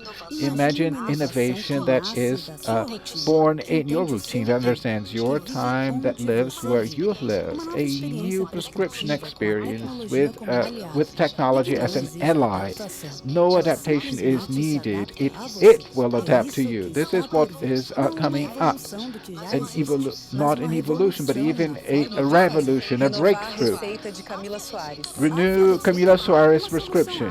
This is a intuitive system. You can prescribe wherever you are, on your phone, on your smartwatch, on your WhatsApp, by speech, text, photo. It's nimble, it's flexible, it's able to follow up the entire prescription process, medications, free medical subscription, and even the purchase at the drugstore. Straight from the future, now we have a new way of prescribing with AI, human intelligence, and scientific intelligence combined. Afya Receita Pro, an Afya solution that respects your time, your practice, your way of caring. The free version, of course. I mean, just imagine that many of you, sometimes you need to go there in person. Our process, this partnership process is super fast. You register in Afya Receita Pro. If you're a doctor, of course, you need your board registration number, and they say, would you like a free subscription? And it can do this in 10 minutes. I tried it yesterday. You just register, you get a voucher, they then make a video call with you, and you get your digital signature ready. So you have much more value, more users, more data. Thank you, Ronaldo. It was a pleasure to receive these three great professionals in education, continuing education, and medical innovation at Afya. Thank you so much.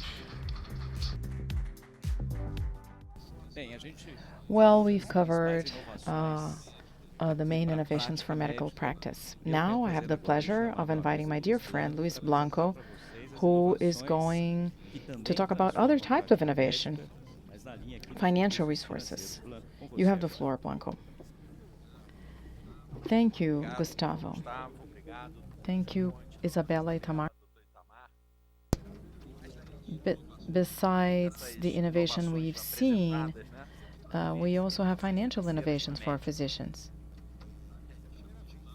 My name is Luis Blanco. I'm Afya CFO. And CFOs are also thinking of solutions to increase the productivity of physicians in their everyday lives. So I wanted to say that we've launched a marketplace with financial solutions for physicians. So Afya Pay is our first product. This is a partnership with Stone. More than a payment solution, this will simplify the everyday life of physicians. They can receive payment with credit card, Pix transfer, in person with a POS machine, or through remote payment. And this is fully integrated to iClinic. No, you don't need anything else for the transaction. It's fully integrated to the White Clinic, which is the system that physicians use every day. Afya Pay helps physicians transform their financial management in a safer manner. And physicians can focus on what they do best, which is providing excellent healthcare to patients. The second product in our financial marketplace is to receive anticipated payment. Thinking of a unique financial management, this allows physicians to receive payment beforehand, all their financial resources, regardless whether they come from Afya Pay or not. We look at the physician's tax ID, we talk to credit card brands, and we conduct the transaction. We can then pay beforehand. For physicians, this is fully integrated to iClinic, and we don't create an additional debt or an additional cost because of debt. We optimize this within iClinic. Physicians can then access this product. Well, we will launch other products for physicians. The first is a pension plan. We know that planning for the future, for the financial future, is super important. And physicians are not formally hired usually, right? So to help with long-term financial planning, we decided to come together with a partner, Vinci. You know them, right? Physicians can hire a pension plan for the long term through our marketplace. There's another product that we will launch this year, which is E&O insurance. This is something we see for our physicians. It's a need of theirs. So they have to protect their medical practice, and they can hire an E&O insurance directly in our portal. It's very simple, seamless, and this is directly integrated into our marketplace. This is a partnership with Força Seguros, and it will ensure a legal protection for physicians 24/7. Well, you've seen the main competitive edges, our products, our innovations. What's amazing is that we deliver all these features to physicians to increase their productivity, their assertiveness, and we still build sustainable value for our shareholders, you. So let's look at our track record here. Well, we had our IPO in 2019, as you know. So let's look at our guidance. Here you see the evolution of the figures. Top guidance since 2019. As you can see, year after year, we've delivered consistent results. Within guidance or sometimes above guidance. And we did not have one single failure since our IPO. That shows the foreseeability of our model, our discipline, and our execution. In the second semester of 2019, our revenue was of 424 million reais. 2024, 3.3 billion reais. That's the net income. Adjusted EBITDA. Second semester of 2019, 168 million reais, and in 2024, 1.4 billion. What do we have in store for 2025? Well, we have a strong guidance, of course, once again.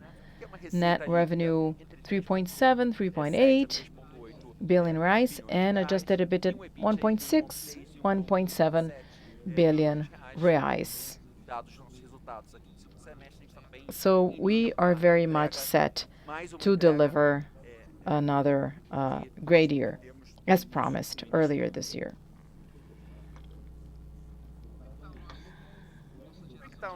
Well, let's look at our cash flow. At the top part of the slide, you see the evolution of our cash flow. 2021, 667, and in 2024, 1.4 billion. And in the first semester of 25, 783 million reais. Sound cash conversion ratio. So the cash flow looking at operating activities and EBITDA, our cash conversion ratio is of over 100%. And we have consistently delivered 90% or plus in cash conversion. How is that allocated?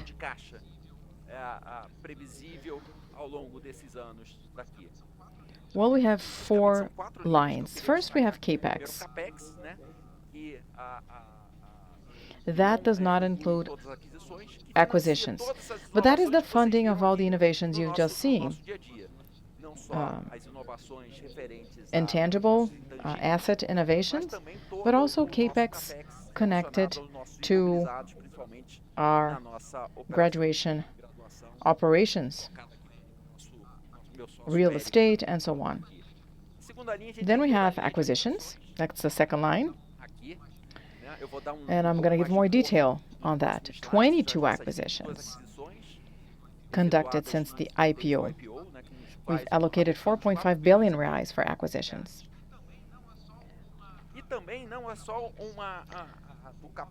But our growth is also supported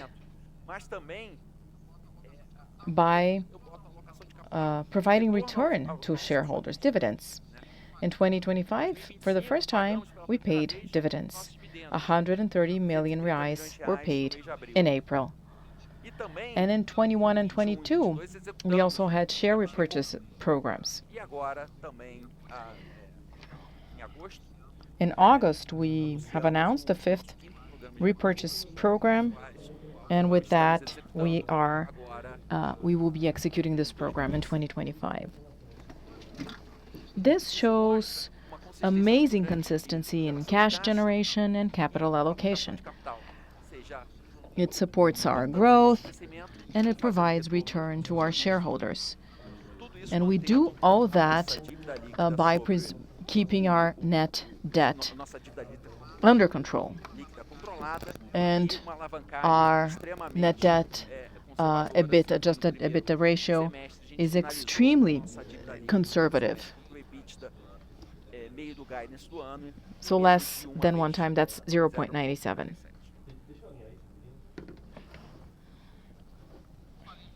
Well, as I said in the previous slide, we're going to now look at our M&A track record. 22 acquisitions since the IPO. 11 for undergraduate assets, 3 for continuing education assets, and 8 acquisitions of medical practice solution assets. These assets add up to 4 billion reais invested. So that's in the undergraduate assets and 500 million in continuing education and medical practice assets. We are very careful in our asset selection. These operations are well executed. We preserve the legacy of the companies we've acquired. Eduardo is a case in point, and he's here with us.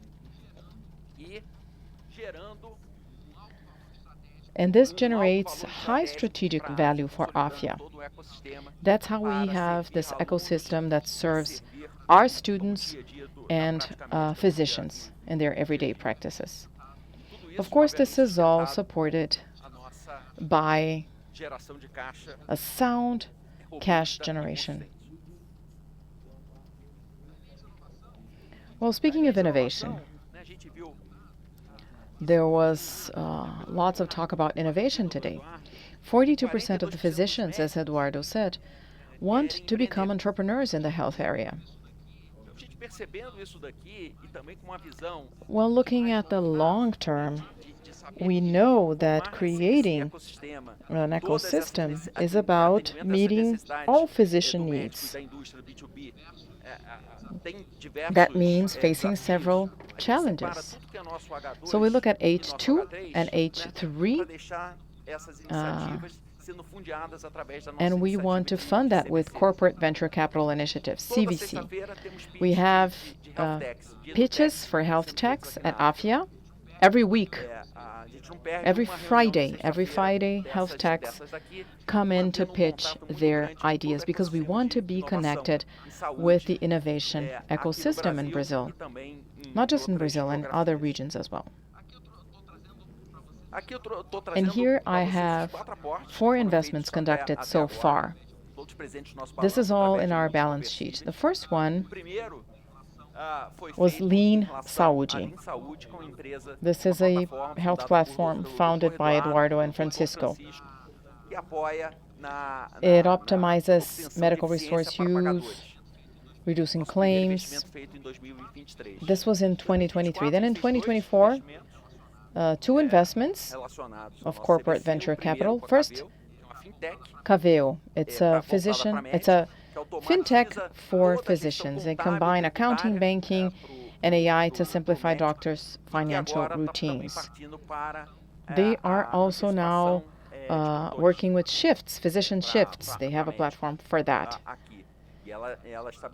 And they also have a very nice solution of banking as a service for physicians.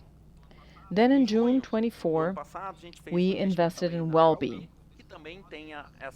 They want to bring more efficiency to payers. They integrate health insurance data with primary care. That brings more efficiency and lower health costs for payers, whether these are insurance companies or corporations. Then in August 25, we invested in Marisa Care, founded by Dr. João. This uses AI agents to support doctors and institutions in patient care. It brings more demand to health providers.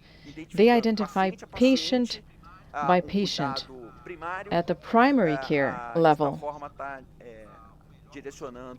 organizing data and expanding access to preventive medicine.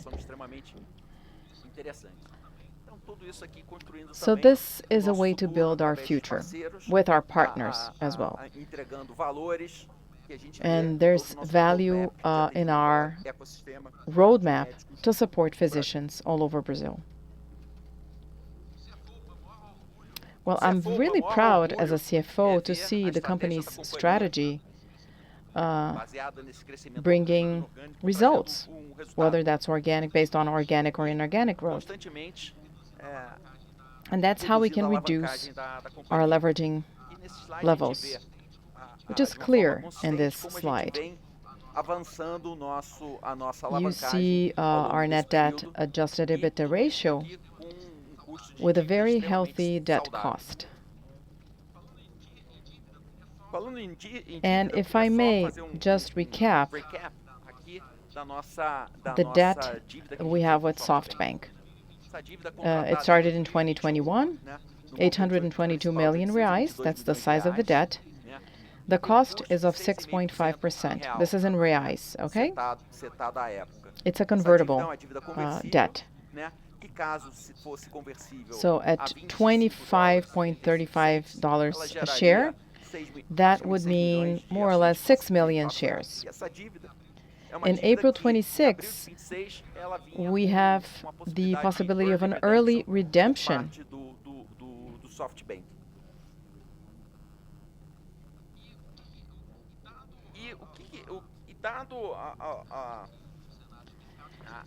So we decided to prepay the debt with SoftBank. So last week, we announced an issuance of 1.5 billion reais with Afya participations. Two series. Series 1, 500 million reais, CDI plus 0.7, and Series 2, 1 billion reais, CDI plus 0.85. Both series have maturity for, 3 years, Series 1, and 5 years, Series 2. Series 2 has payments in 29 and 2030. Well, why did we decide to issue these debentures? To prepay the debt. We have debentures existing in our balance, but we have the issuance also to pay SoftBank. Well, first, we want to increase the duration. 6.5%, we know that's not what the market is pricing. That was becoming short-term, and we wanted to have cash in order to have more flexibility in our capital allocation strategy. But it's also about the cost of the debt. 0.7, 0.85%, we can reduce the cost of the debt for existing debentures, which were paying 1.8%, and now we have a AAA rating by Moody's. And we also increase duration. Finally, considering tax changes that are taking place in Brazilian legislation, there will be a taxation of dividends for dividends issued against foreign investors. So this taxation could have impacts for us next year. And that's another reason why we decided to pay the debt right now. And that is included in our strategy to manage our debt.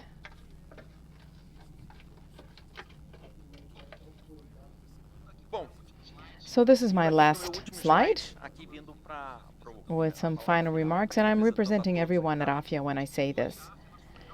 Afya is at its best. We have a unique ecosystem integrating medical education, technology, and clinical practice.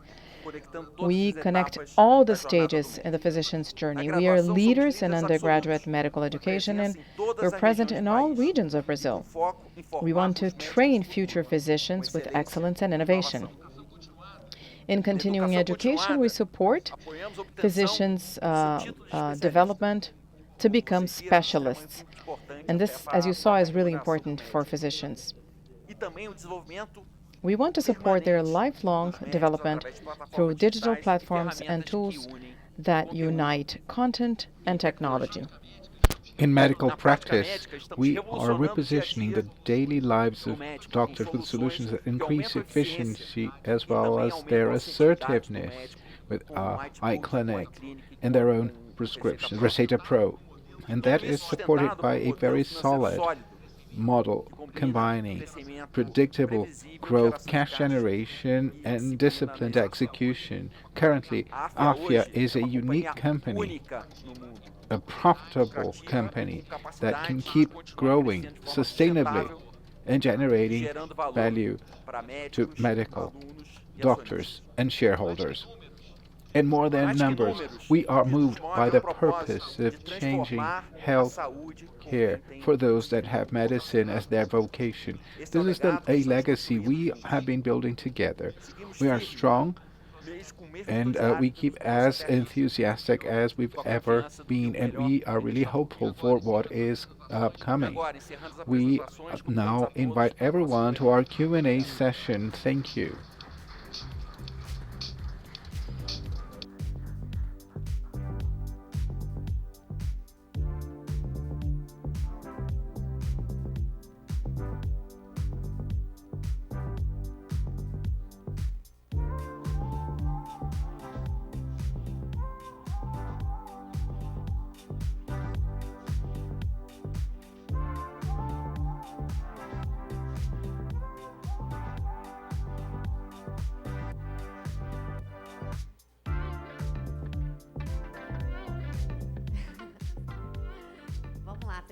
Okay, everyone, if you want to ask a question, please raise your hand.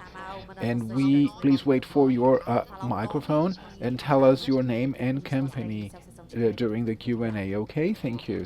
Good morning, everyone. Thank you for inviting us. Vinicius Figueiredo, Itaú BBA. So I've heard you talking at the beginning and now about continuing education. So oftentimes we are asked about how we have a greater supply of medical courses in Brazil. And people talk about the scarcity of continuing education for doctors. There's difficulty having residency programs, and also postgraduate or graduate courses have not evolved or developed in the same pace. So how prepared are you in this more competitive environment in the next 5 or 6 years? Okay, I think I can take your question, Vinicius. We've shown you how we are preparing, right? We started in 2019 with the purchase of IPMEC, that was the greatest postgraduate center, and that was highly practical. And then you see, you have 25 hubs and over 70 programs, educational programs, and we are also evolving to the concept of a hub experience in these 25 units. So doctors are they can not only have practical experience, have their training, their specialization, also experience preparing for all the activities. That's a practical element, and also their own appointments, receive their patients in this concept of membership that started we started designing and launched. So you follow a very positive market dynamic with lots of significant growth, and it's attractive not only in terms of higher income but also a better personal life, because they don't need to be on duty all the time to be on call all the time to get a more control of their lives and careers. This is part of our strategy. We keep expanding the operation. We have all the preparatory exams that are not only the study prep for residency, but also for all specialization. In other words, we're betting our cards on organic growth in this market that is expected to be really interesting in the next 6 years. Can I just ask you something else? When you compare this to what the competition has been doing, the other similar groups, what they've been doing in terms of continuing education, do you think are well ahead of them? Well, this difference is really significant. When you look at this volume of, or scale, the national level on our hubs, there's nothing that's close to us. Maybe in the state of Pará, you have 6 units in Belém, the capital city of Belém. We don't have a undergraduate course there, but we have specialization courses there. So there's this migration of professionals, those that not only go to smaller towns, and also those that come to the capital city for specialization courses. And you have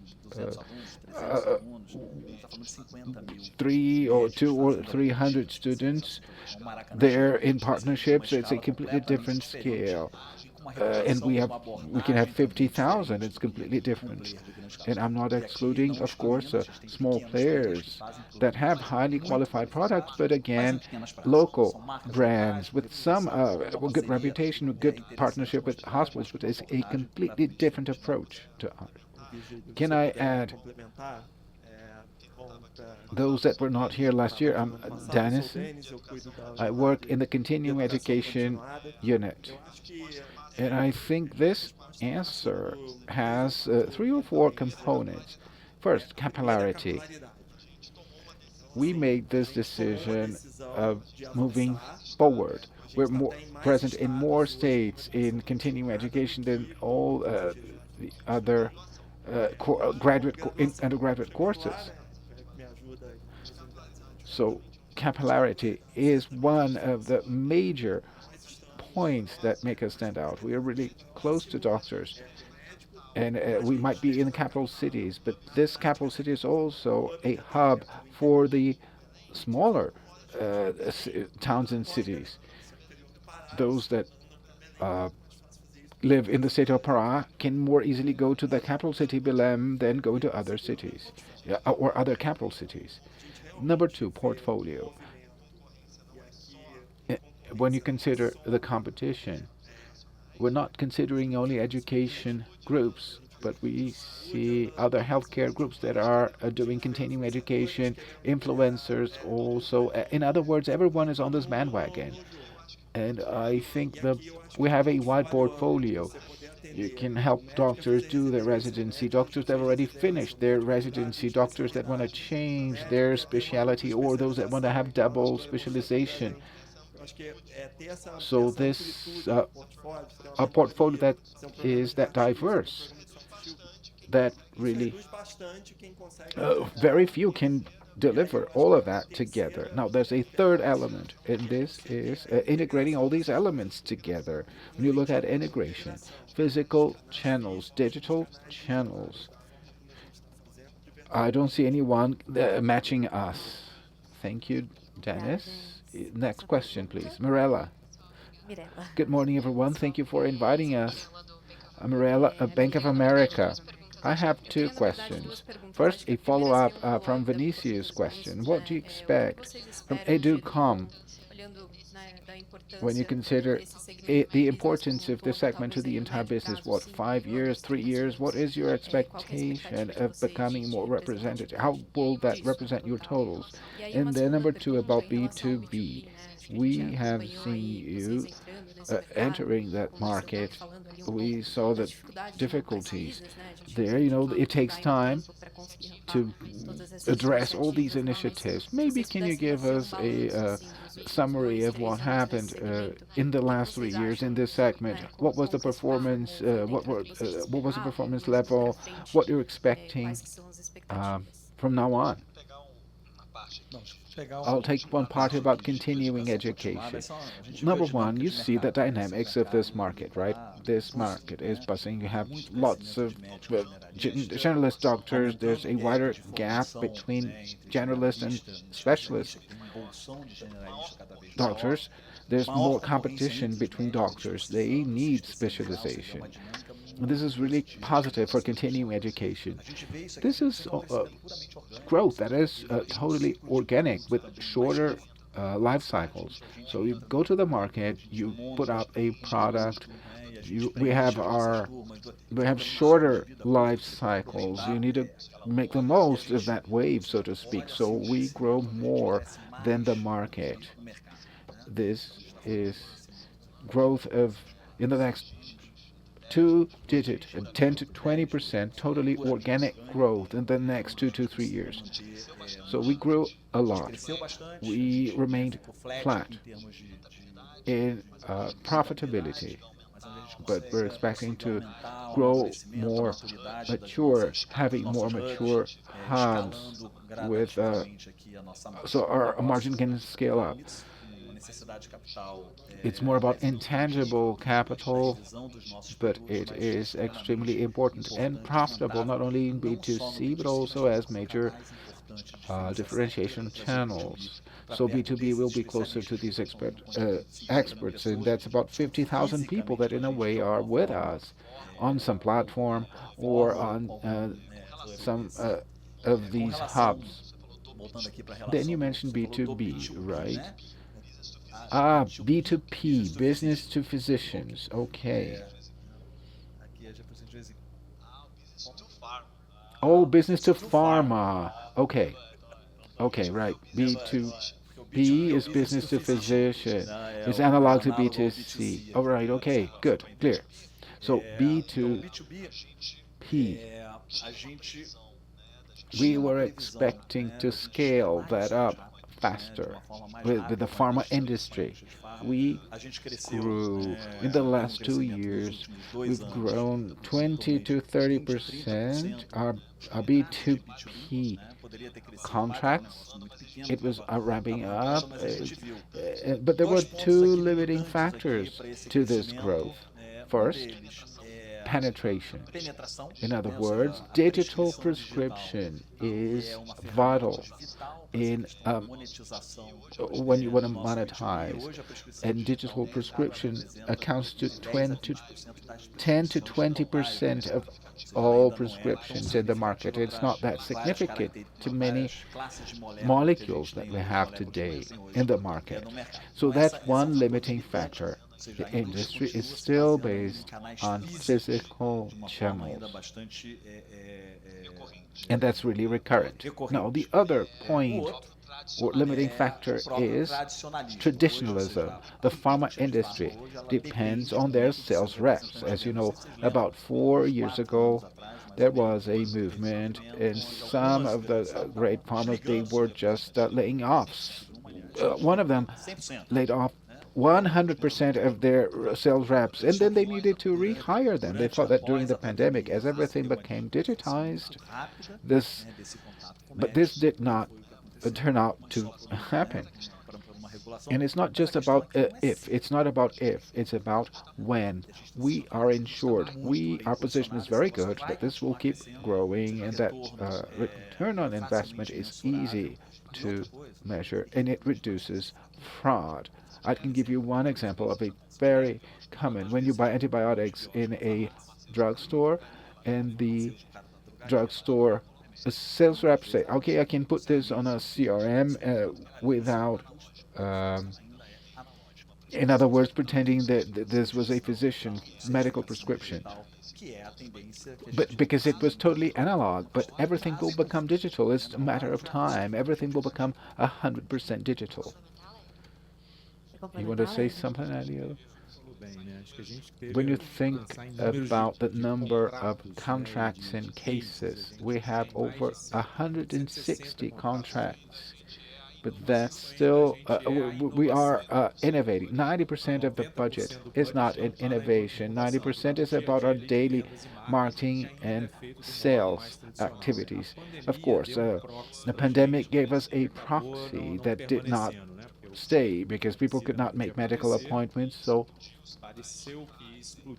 people believed digital channels would take off, but it didn't happen, and it's still very strong the way it's always been. But we are proving this model every day, increasingly more. So one thing is about scale, the volume of doctors and prescriptions and data. So the more representative digital channels become, the more they are used. And then measuring that return, that feedback, that's what we call medical engagement stimuli. So you have the sales reps, they'll always be there. They've always been there, they'll still be there for a long time. But there's more stimulus when you consider, for example, educational content, medical content that focuses on particular topics, like rare diseases, for instance, something that doctors do not prescribe because they don't have enough knowledge, because they have a completely different professional life, a daily life. So if this is diagnosed early, I have much better treatment, much more successful treatment. And it's all about knowledge, and this is something we can provide, as we showed here. So things will scale up.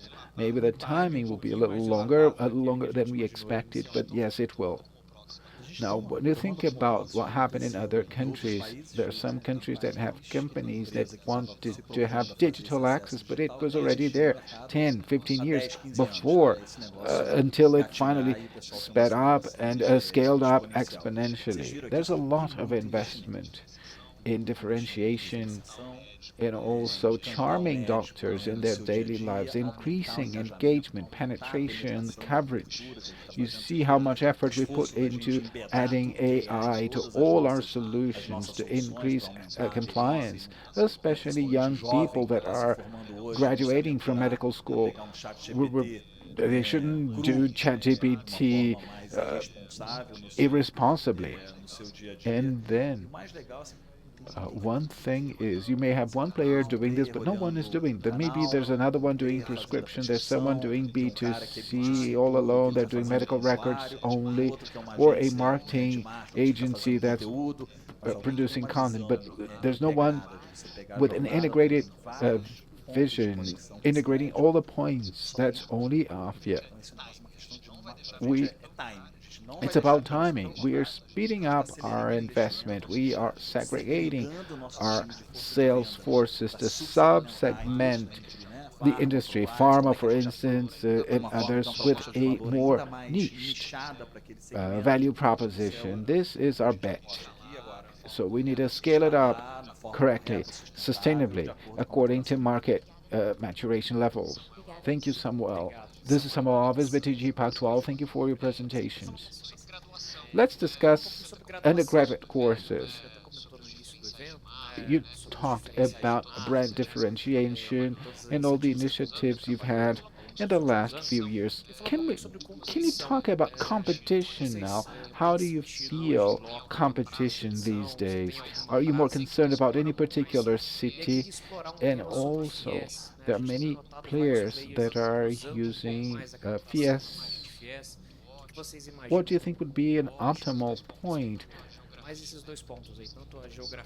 So geography or competition in different geographies, and then yes, or funding.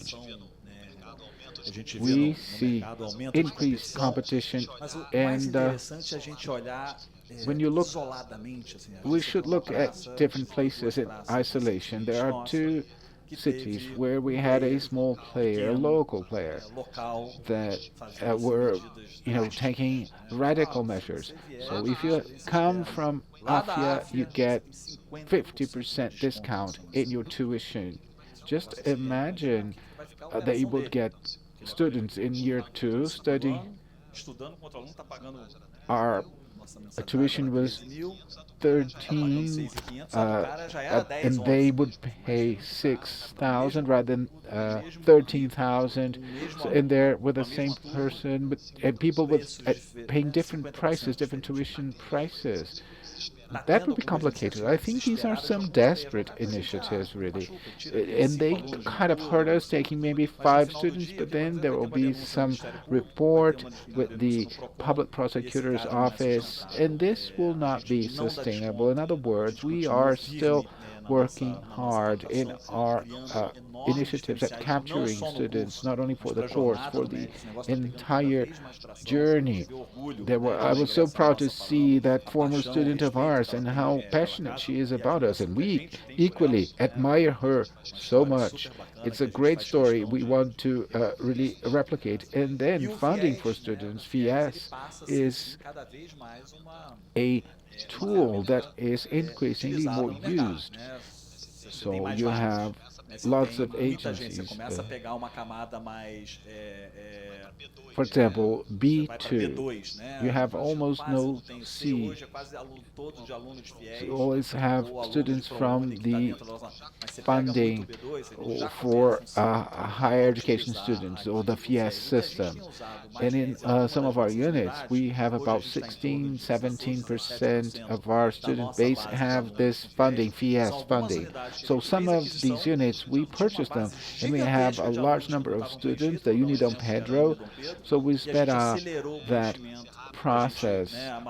Rather than capturing 100 or 150, we would capture 300, 350. So we used the FIES funding system to attract more people in that particular units, and also the Mais Médicos 2 units, where you also have about, well, poor people, and even with a different tuition, when you go to from a larger city to a smaller town, you have much less. The difference is marginal when you consider the efficiency between one unit in a smaller town and a normal unit, and these are the units where we need at more than 10%.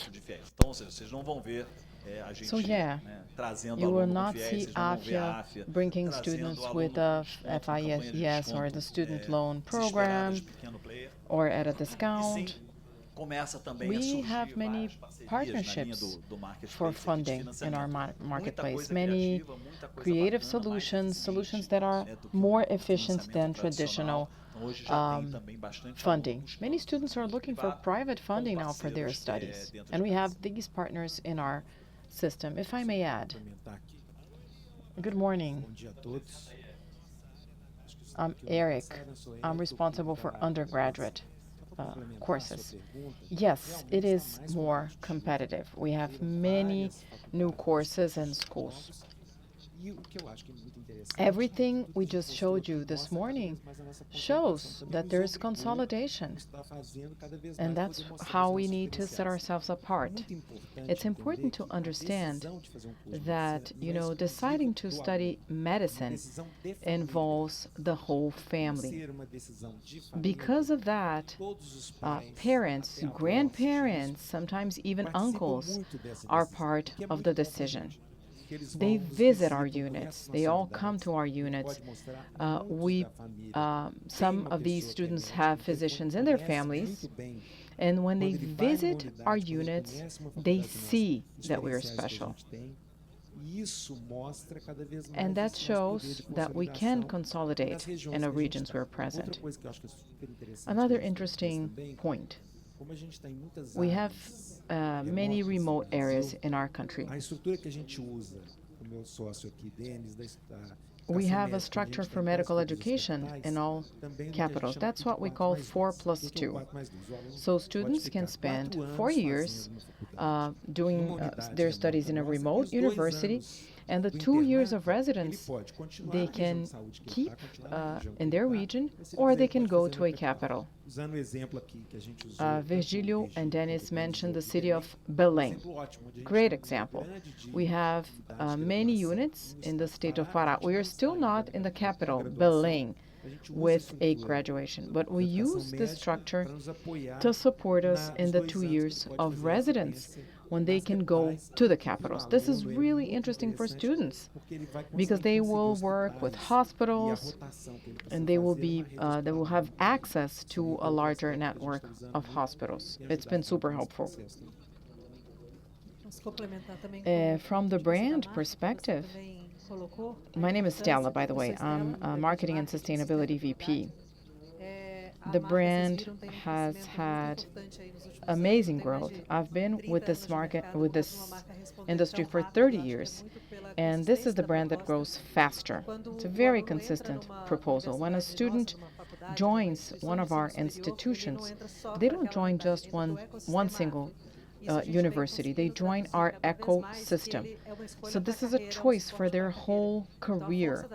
This brand is very strong and sets us apart. Students understand that this has value for their whole career as physicians, not just for their undergraduate studies. They have Afya Play, they have the White Book. It's a package. They become an Afya member, a member of our community. That means more learning opportunities, knowledge exchange, and this community will probably make it easier to find a job. So this is something that really sets us apart.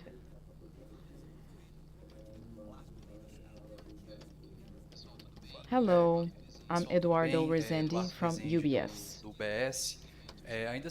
Well, still talking about undergraduate courses, I wanted to ask about Mais Médicos 3, a public program.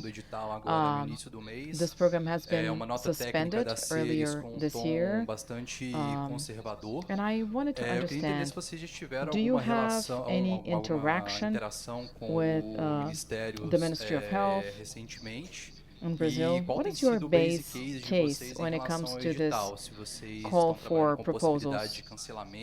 Are you looking at a downsize possibility? Could that accelerate your M&A pipeline? Could it have an impact in your guidance? Yes, we are in contact with Brasilia, with the Ministry of Health, not just the Ministry of Education. Mais Médicos is a huge national program. So this program needs to be balanced. That's how we see it. We had many positions open for physicians in different cities of Brazil. They want to reach 90 cities with this program. So everyone who is accredited in that region, you might win the bid, but there is no beds for the patients. And then, you know, the media is going to cause problems, and even the ministry. You have a school of medicine there, but you don't have the beds for the patients. So there is pressure. So the Ministry of Education is also involved, and they decided to suspend the program. They want to look at the cities that need beds, that have new beds, and they might reduce the number of positions. They have to see whether it's feasible to open a medical school in a specific region. So yeah, this is a moment to rebalance this program. Regarding M&A opportunities, it's the same strategy, regardless of the federal program. We are always looking for good assets, and we are looking at 200 positions. We have this allocation strategy. We are deleveraging our company, we are buying back shares, paying back dividends, and we have the slow leveraging levels. If I may add regarding the M&A strategy, our most recent operations were focused on capital cities, and that is connected to the Mais Médicos federal program. So if there is a change, we can balance our portfolio of assets. We acquired an operation in Contagem, Minas Gerais, Salvador, in the state of Bahia. So our acquisitions are always focused on urban centers. But yeah, if there is a change after this suspension, we can reassess our target for M&A. Yeah, and with the new debenture, cash is preserved.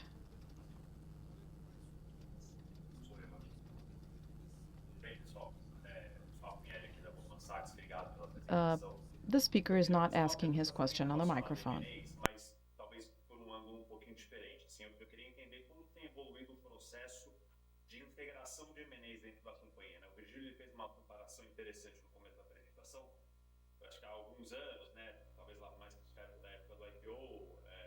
Talvez era uma sopa, né? O guarda-chuva de várias marcas, e hoje é muito mais processo de tomar marcas adquiridas por uma plataforma Afya, né? Então, eu queria entender como que esse shift cultural se traduziu em ganhos de sinergias talvez maiores que a Afya tem tido em aquisições recentes e como a gente projeta isso para frente, né? Até com ganho de escala que a companhia tem tido ao longo dos últimos anos, vocês acreditam que os ganhos de sinergia de aquisições futuras eles possam ser um pouco mais robustos do que eles até têm sido relevantes, mas mais robustos que foram no passado recente. Então, se vocês pudessem tocar um pouco nesse pós-M&A, como que é esse processo dentro de cada, eu acho que seria legal. Well, we have a very well-tested playbook. From IPO until today, 22 acquisitions. But that started before the IPO moment. So yeah, we have a track record for different types of institutions. And this is mature in our company. Suppose you are acquiring a local brand, a very strong local brand, or if you are acquiring a university center that is a strong regional brand. Or you might be acquiring a university that is present in the whole state.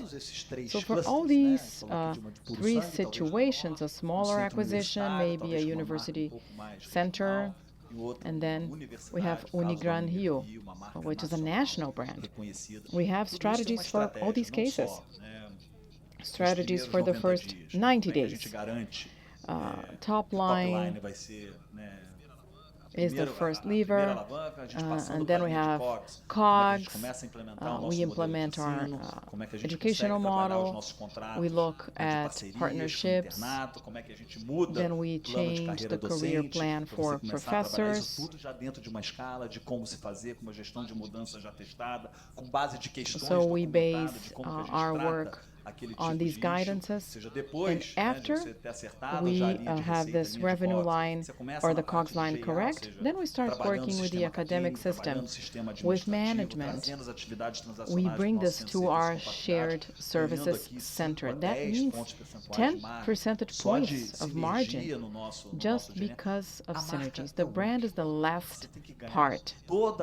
You need to win over the society that orbits around that unit, and that they say, yes, you are generating value for students and professors. They do understand that there is value to this acquisition. They see that it's an important journey for health professionals. It's important to be part of an ecosystem such as Afya. And then we change the brand. If the NPS is not high, we don't use our brand. Of course, all changes cause pain, right? We wait for the academic community, for professors and students to acknowledge the importance of our presence. And that's when we use our brand. We have about 100 people working full-time with integration. So it's a well-tested model in our company. You mentioned the soundness of the results, right? When we look at M&A models, we do the math, right? We don't acquire anything just for the multiple. No, we have models, and these models are based in the experiences we had in our own units, looking at the results, at the sound results we have. So the assumptions are what we see in our units. Could we increase our assumptions? That was your question. Well, we increase if the operation is better. But we've had 11 acquisitions in undergrad after M&A. Because of that, we have become faster in the integration. There's less pain in the integration process. We had the Compartilhe acquisition. Then we have Unidon. Closing was on July 24. And in April 25, it was fully integrated, fully migrated into the Afya brand. So it happens fast. And that is why we can capture or take advantage of our integrated system. We do this very fast today. It's a game changer for top line and EBITDA. If I may add, Unidon is a very interesting case. Closing July 1st, 24. Classes were about to begin August 1st, 24. So we had 1 month before classes began. We needed to be swift to start with our academic model at day 1, August 1st. This was really important for us because this will have an impact 6 years later when the students take their exams to become full-fledged physicians.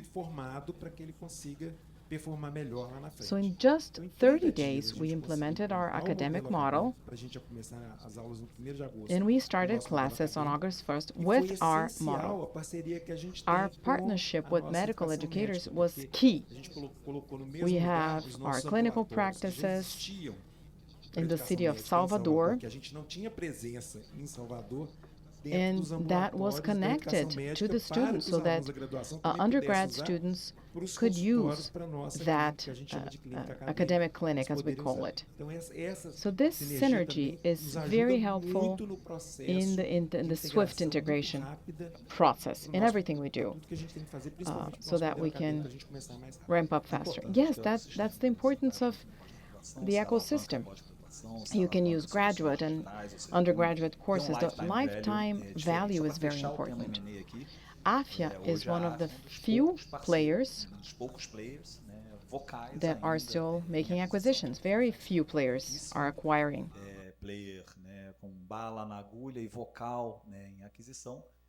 But there's a lot of offering.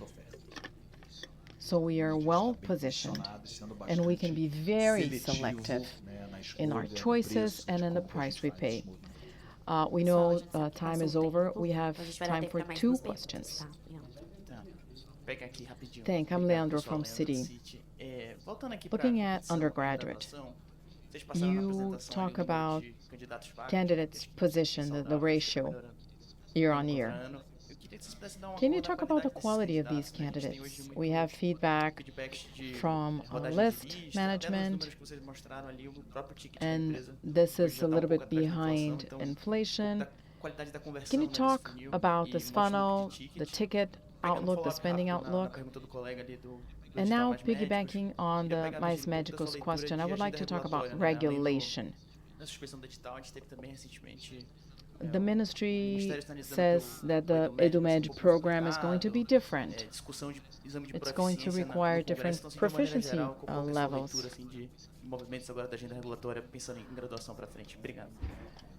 Well, as for the profile, there were no changes. We are improving the process. Our brand is more renowned among physicians. And I think that offsets other impacts. Yes, there is competition, but our students have a similar profile. We don't see major changes. If we look at the income of our students, 75–80% of our students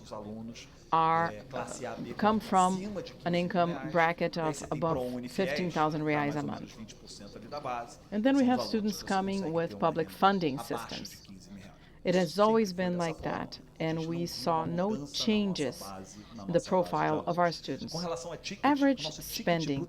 Well, our average spending has grown above inflation rates. The problem is the public funding program. Unidom Pedro is a case in point. There's a 27% discount.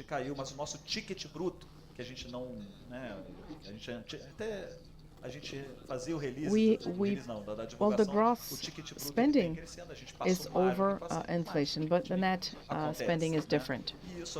That has no impact in our profitability. We are still very competitive, and the gross spending is what matters from a market perspective. What was your third question again?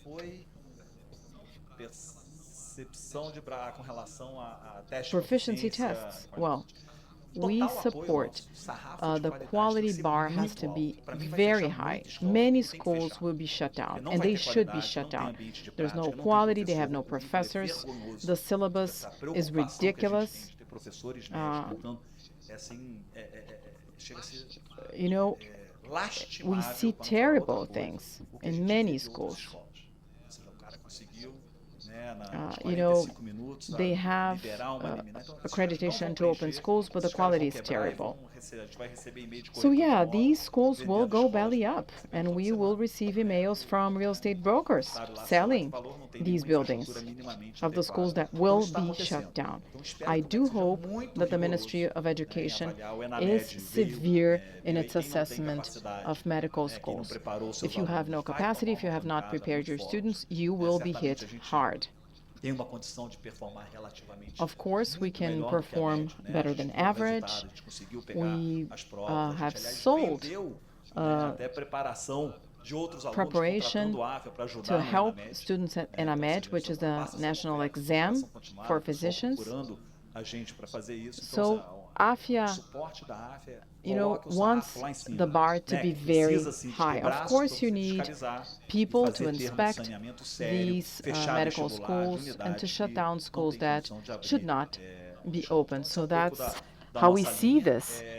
We fully support the Ministry of Education in these efforts. We want to have an annual exam for medical schools to solve this problem. Yeah, that's our position. And one more question. Hello, everyone. Muriel Jabbar, JP Morgan. Thank you for taking my question. I want to talk medical practice solutions, a topic we haven't discussed yet. What is a healthy level? What are potential growth drivers? And finally, AI. Do you understand AI as a disruption risk in your segment or as an opportunity for your growth? How would you answer these two questions? Thank you for your question. I'll start. As for guidance, we don't provide guidance per segment. It's a consolidated guidance, and we believe that medical practice has a great growth potential. And how do we do this? How do we see medical practice? Medical practice is about increasing assertiveness and productivity for doctors, right? We provide the best tools. We engage a qualified audience so they have effective use. And in daily activity use, that's very high, with high engagement levels. Now, these tools that we call B2P, business to physicians, these tools, they have a recurrent revenue. In other words, every doctor pays a sum every month, and it's limited because, of course, there's a limited number of physicians in this country. If we have 100% of our doctors, we will have 635,000 doctors. So growth in B2P or a medical practice is not a result of B2P, but rather as a result of this connectivity. In other words, doctors engaged to our tools and the healthcare industry. And what is the healthcare industry? In other words, what values can we provide? The healthcare industry, and where are they? We have three major parts. Number one, access. So, the whole time reel that was presented with medical advertising, delivery of free samples. That's what we call access of the industry. Now, what industry has access to these doctors? The pharmaceutical industry. Part two, demand. Demand to whom? To providers, healthcare providers, hospitals, drugstores, laboratories, or diagnostic laboratories. And number three, the peers. Who are the peers? HMOs, health insurers, and corporate plans. What do they want? They want a lower cost of service, cost to serve. So, a good part of the growth in medical practice comes from B2P. And when you consider the focus, how is that? How was that addressed? RH1 is the pharmaceutical part. So we went deep into that part with Marilia presenting 4 cases. And the products are focused on the pharma industry. So we decided to avoid attacking in this first moment so that in the future we can then address providers, players. How do we participate in the value chain with the CVC to provide efficiency to peers? Because at the end of the day, peers, they have an MLR of 70% of the market. That's about 350 billion a year. In other words, a good part of the growth will come from B2P, and you have these the three major value propositions. When you think about metrics, when you think about undergraduate courses, we have 25,000 students.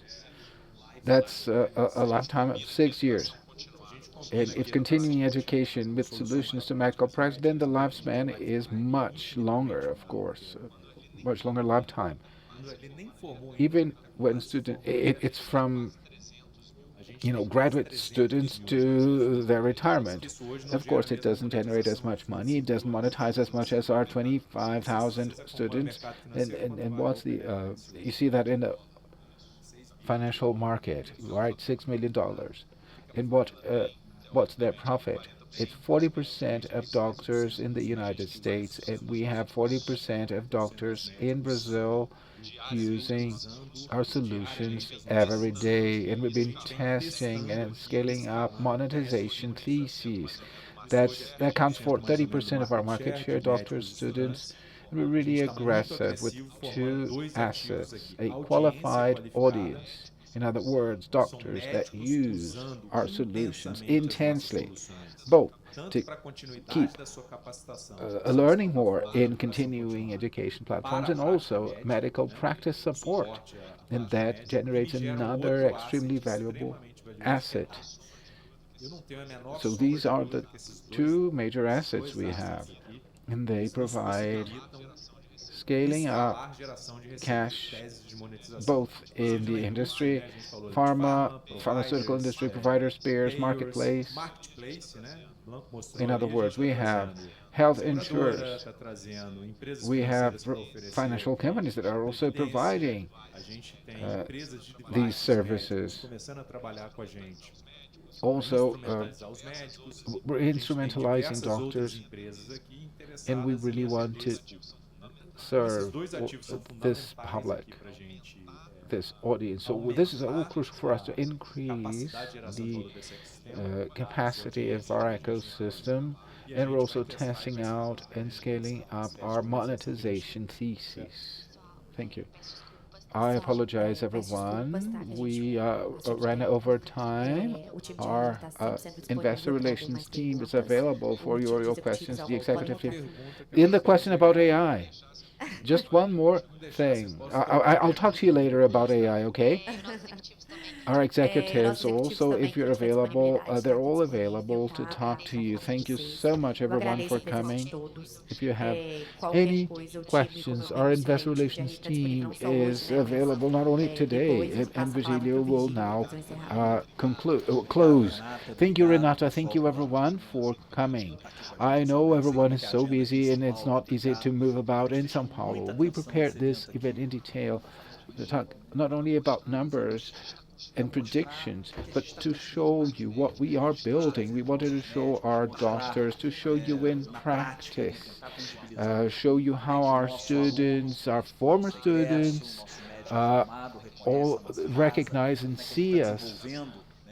We're working really hard, a lot of dedication. We're developing products for our three segments. And I'll take the cue about AI. AI is not anything special. It's our everyday life. It's impossible not to use AI in teaching, learning, in support to doctors in their daily professional decision-making processes, in the summary of patient records, patient data.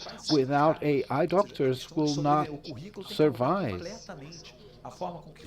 If doctors do that, and amnesis and everything, this is a greater impact than when the internet came and education became a commodity.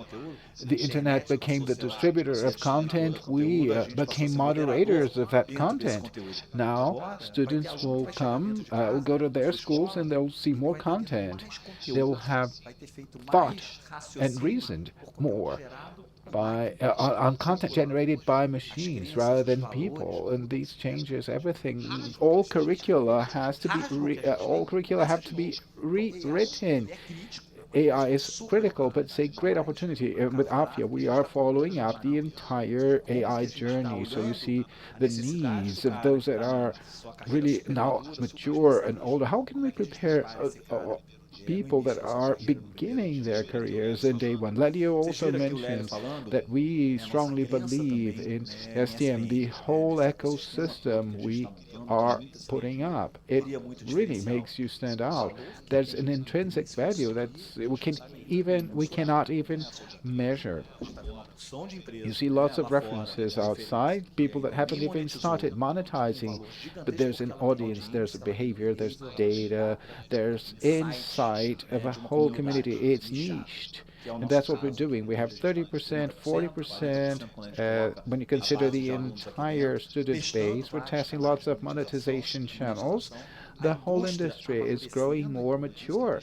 The Brazilian healthcare education career, it's still super traditional. Data integration is inexistent. It's not there. It's non-existent. It's in its infancy when compared to other countries. And no one is looking at this. We say this is like a jewel that we have, that we're cutting it, polishing it, and that it's super resilient. We have what we have in continuing education. So whenever it will generate so much value, we don't even, it's unmatched, really. So this is our greatest bet in the future. That's our brute diamond that we are cutting and polishing here. Thank you, everyone. Have a great day. Those that have a little more time, please stay here. Let's have some coffee together. Okay, you're very welcome. Thank you.